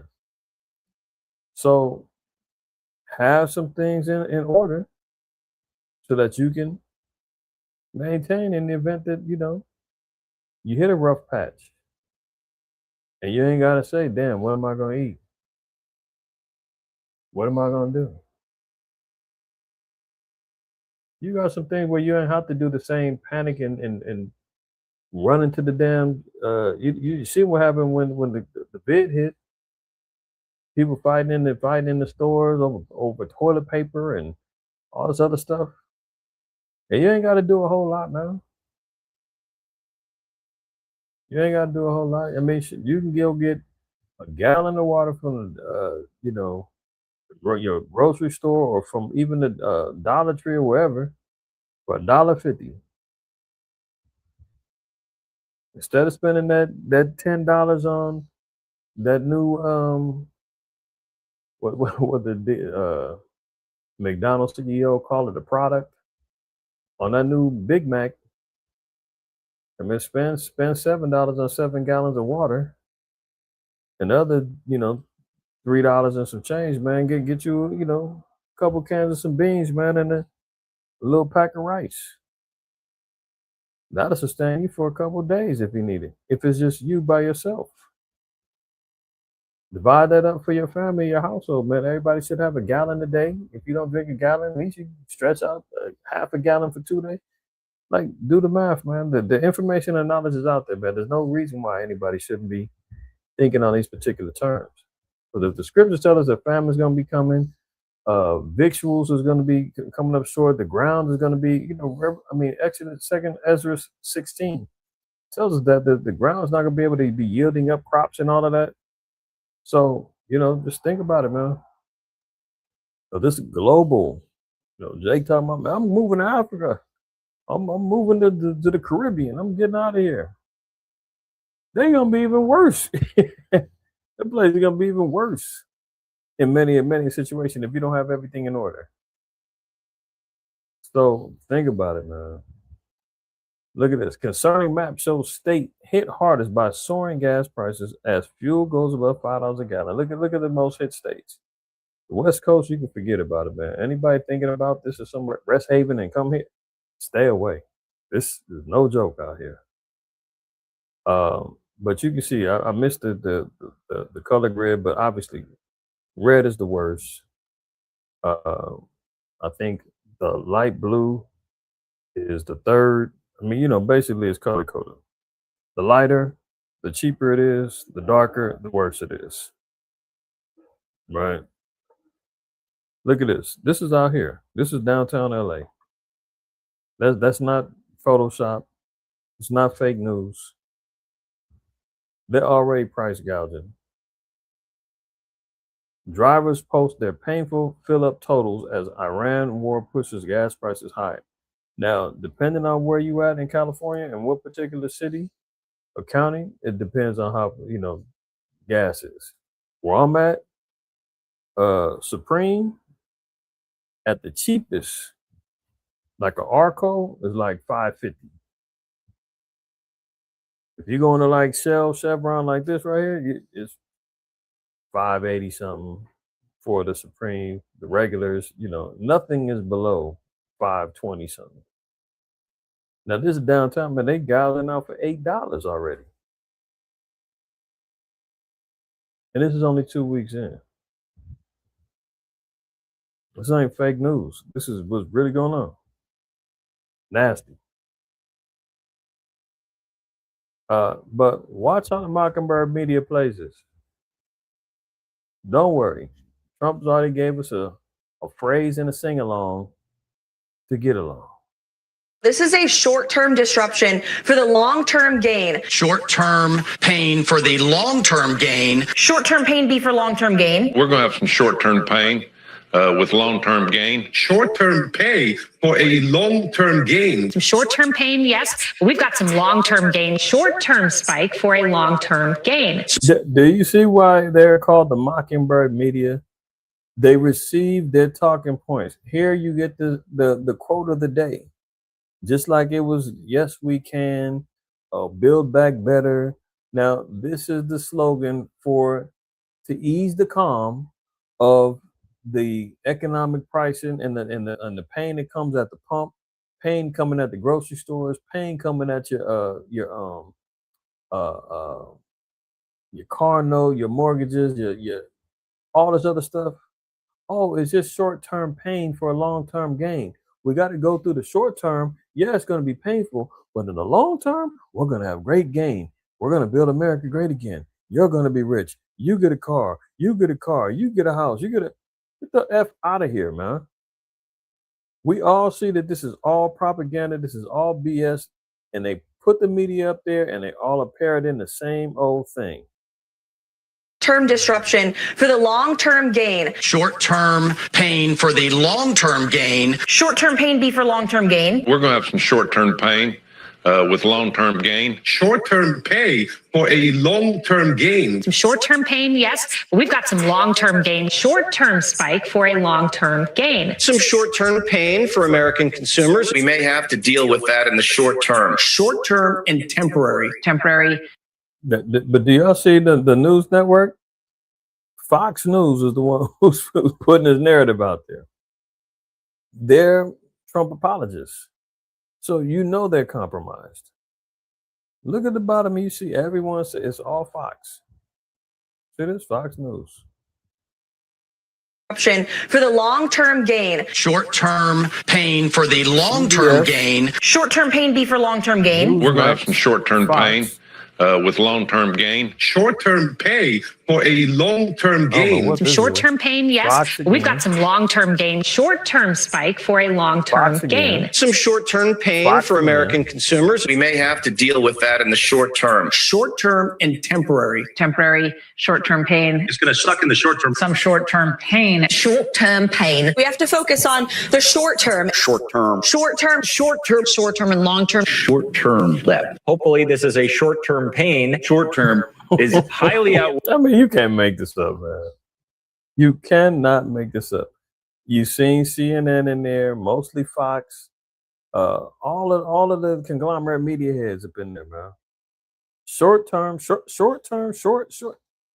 You can't make this up, man. This is how you know that this is all fake. It's all fake. You talk about a matrix, man. You're living in it. Of the Unbelievable. Shots fired at the U.S. consulate in Toronto. More, quote unquote, terrorism going on. But who's they shooting at? The U.S. consulate in Toronto. So the cells have been activated, man. They not doing the damage that you would think outside of the one brother that got put to death over there, Old Dominion, and the small hat that got hit up over there in Detroit. But for the most part, man, we're seeing them coming out slowly but surely. What was this?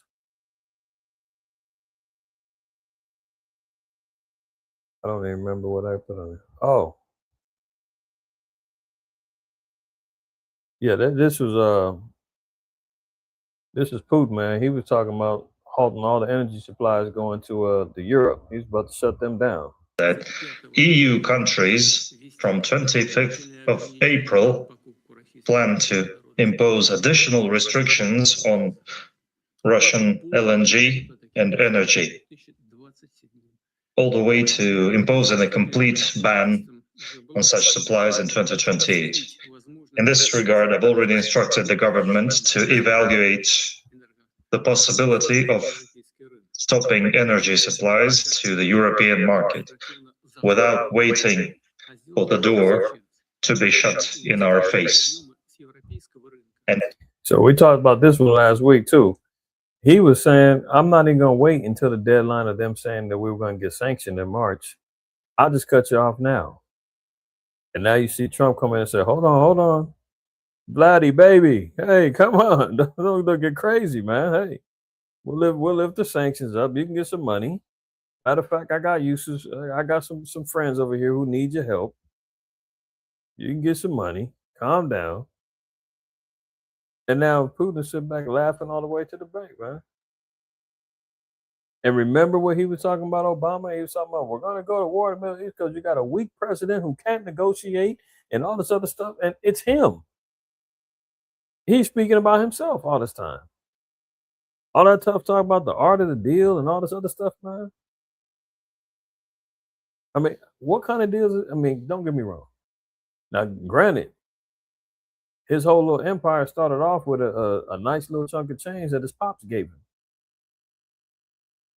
But at the same time, hey, he made some business deals, man. You can't front that he ain't got no bread. He got bread. But the art of the deal, 6 bankruptcies, including a casino, all these particular deals and agreements that's been going on over here. The tariff deal went bad on him. All that saving trillions of dollars in Doge, that went bad on him. All of his little international friends that he thought he had, they all went bad on him. Sanctions here, there. Now he got to double back and say, "Well, I'm gonna temporarily take them off because I'm in a tough spot right now." It's too bad. Anybody else doesn't think we're in the spirit of World War III and that things ain't coming up? NATO country slammed as armed forces bill raises military reserve age to 65. Can you imagine? They're talking about reserves. They want cats fighting out there until you 65. The government plans to enlist veterans over the age of 60 into the pool of reserve soldiers has been condemned as, quote, political gesturing. The government intends to raise the age at which the Army Strategic Reserve, the nation's pool of retired soldiers, can be called up from 55 to 65. All hands on deck. Everybody's in. Why are they even getting that nervous over there in Britain? Because they like, hey, look, this thing might go down and we need all the help we can get. You got a cat sitting back, he retired from his military service, 55, and next thing you know, you get a notice saying, scratch that. 65 now. Keep your phone on. World War III is about to break out. We're gonna need your old ass to come up in here and get on the front line and get slaughtered. All for the king. It's bad out there, man. And I've seen some reports too, man. They were talking about Trump talking about bringing enacting the draft here.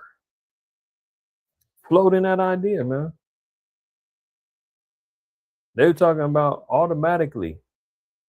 You know, when you get out, you're supposed to register for the draft, at 18. But they don't regulate everybody because they get enough people volunteering and going. But now they're talking about automatically. If you're anybody from 26 and under, is automatically getting.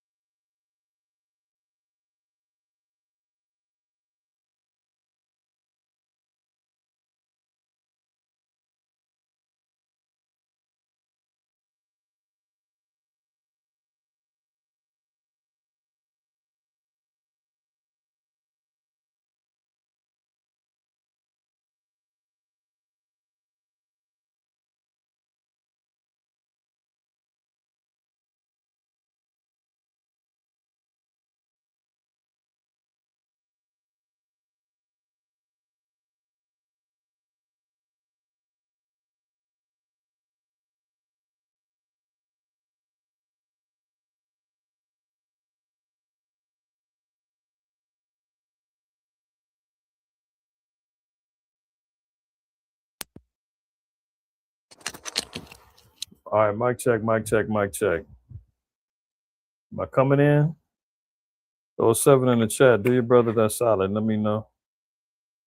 Mic check, mic check, mic check. All right. I think that mic died on me. All right, all praises for the backup. Let's get back to it, man. We're almost done. We're almost at the home stretch. Who's still with me, man? Anybody want to sleep yet? Y'all still riding with me? All right, all praises. All right.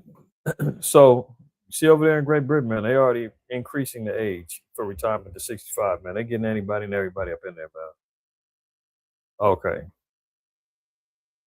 In case and you always know on the back end, what are they back there doing in the background, man? While everybody's looking to the left, to the right, and everything in front of them, what's going on behind them is you're building a digital ID system for 450 million people. So you still got to consider the system of the beast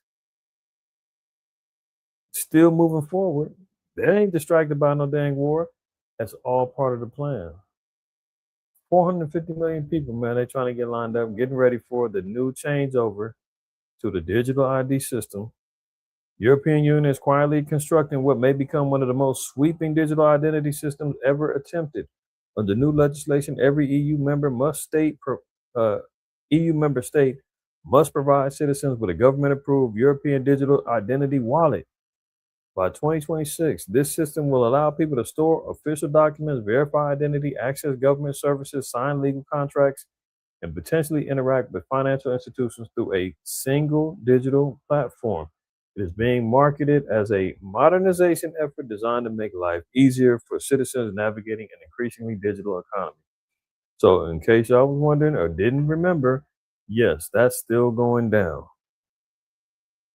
The B system, the digital ID, the global dominance based upon the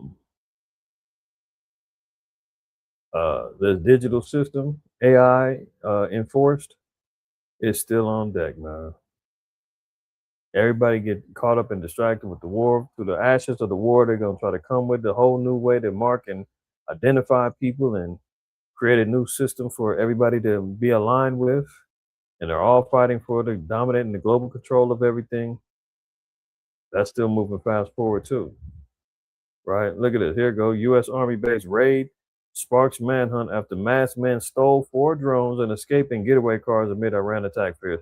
You know, this ironically happens after the FBI got intel that Iran was planning on some drone strikes on the West Coast. And here they go, just 2 masked men all of a sudden, you know, get away with 4 drones. Believe it if you want to, or you know, the narrative, I should say. Because don't get me wrong, they can definitely go and hit something up. Can you imagine Hollywood get hit with something?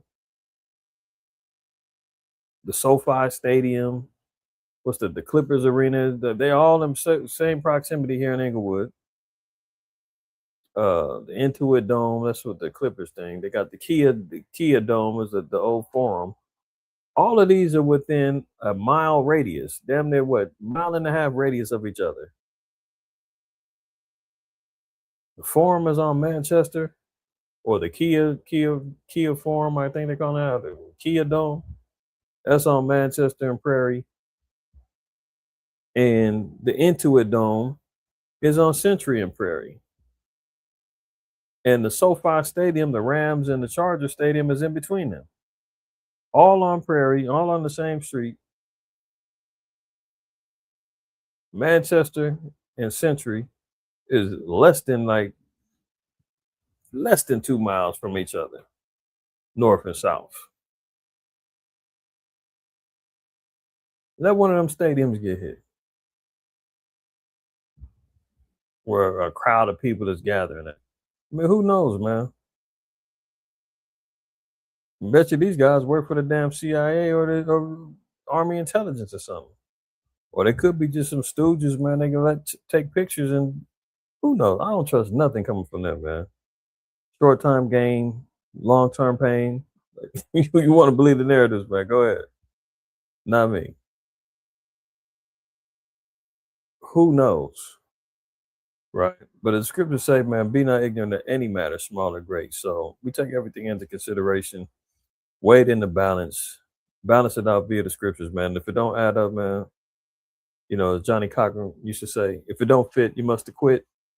If it don't match up, man, if it ain't looking right, and then you still got to know the ways of your enemy, man. You got to know the tactics that he's willing to go through in order to obtain an objective.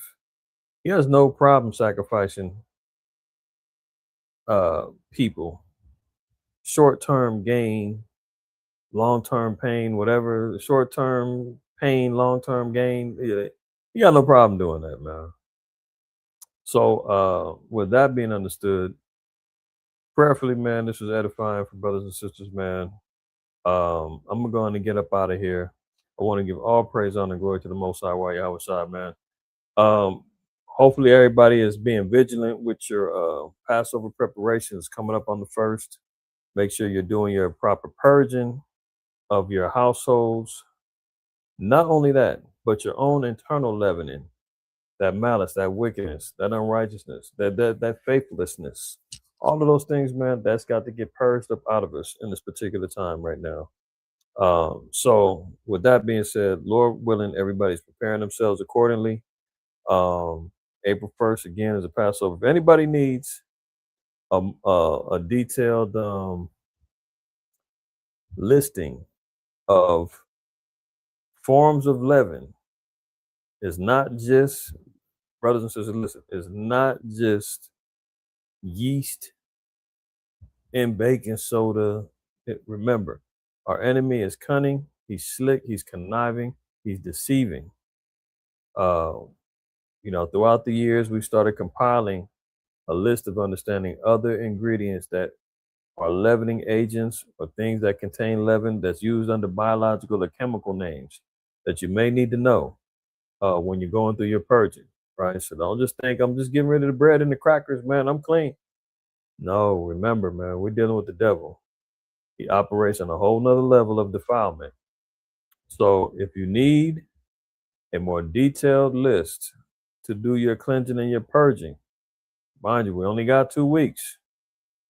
Email us, thecovenant144@gmail.com, or you can hit me on Instagram, Messengers of the Covenant, and I'll send you a copy of the list so that you can be more thorough and more vigilant, for the Lord, man. So not only is it just about the physical, but spiritually, that's the bigger part. The spiritual cleansing, the spiritual purging that we need to be focused in on, man. So don't forget that. All right. That being said, your brother's going to get up out of here, man. All praise, honor, and glory to the Most High, Yahweh Shai, man. Always remember, fear the Most High, keep the commandments, but don't shoot the messenger. See y'all tomorrow, Most High permit, man. We got closing Shabbat class happening at 4 p.m. Pacific Standard Time. Join us then. Shalom.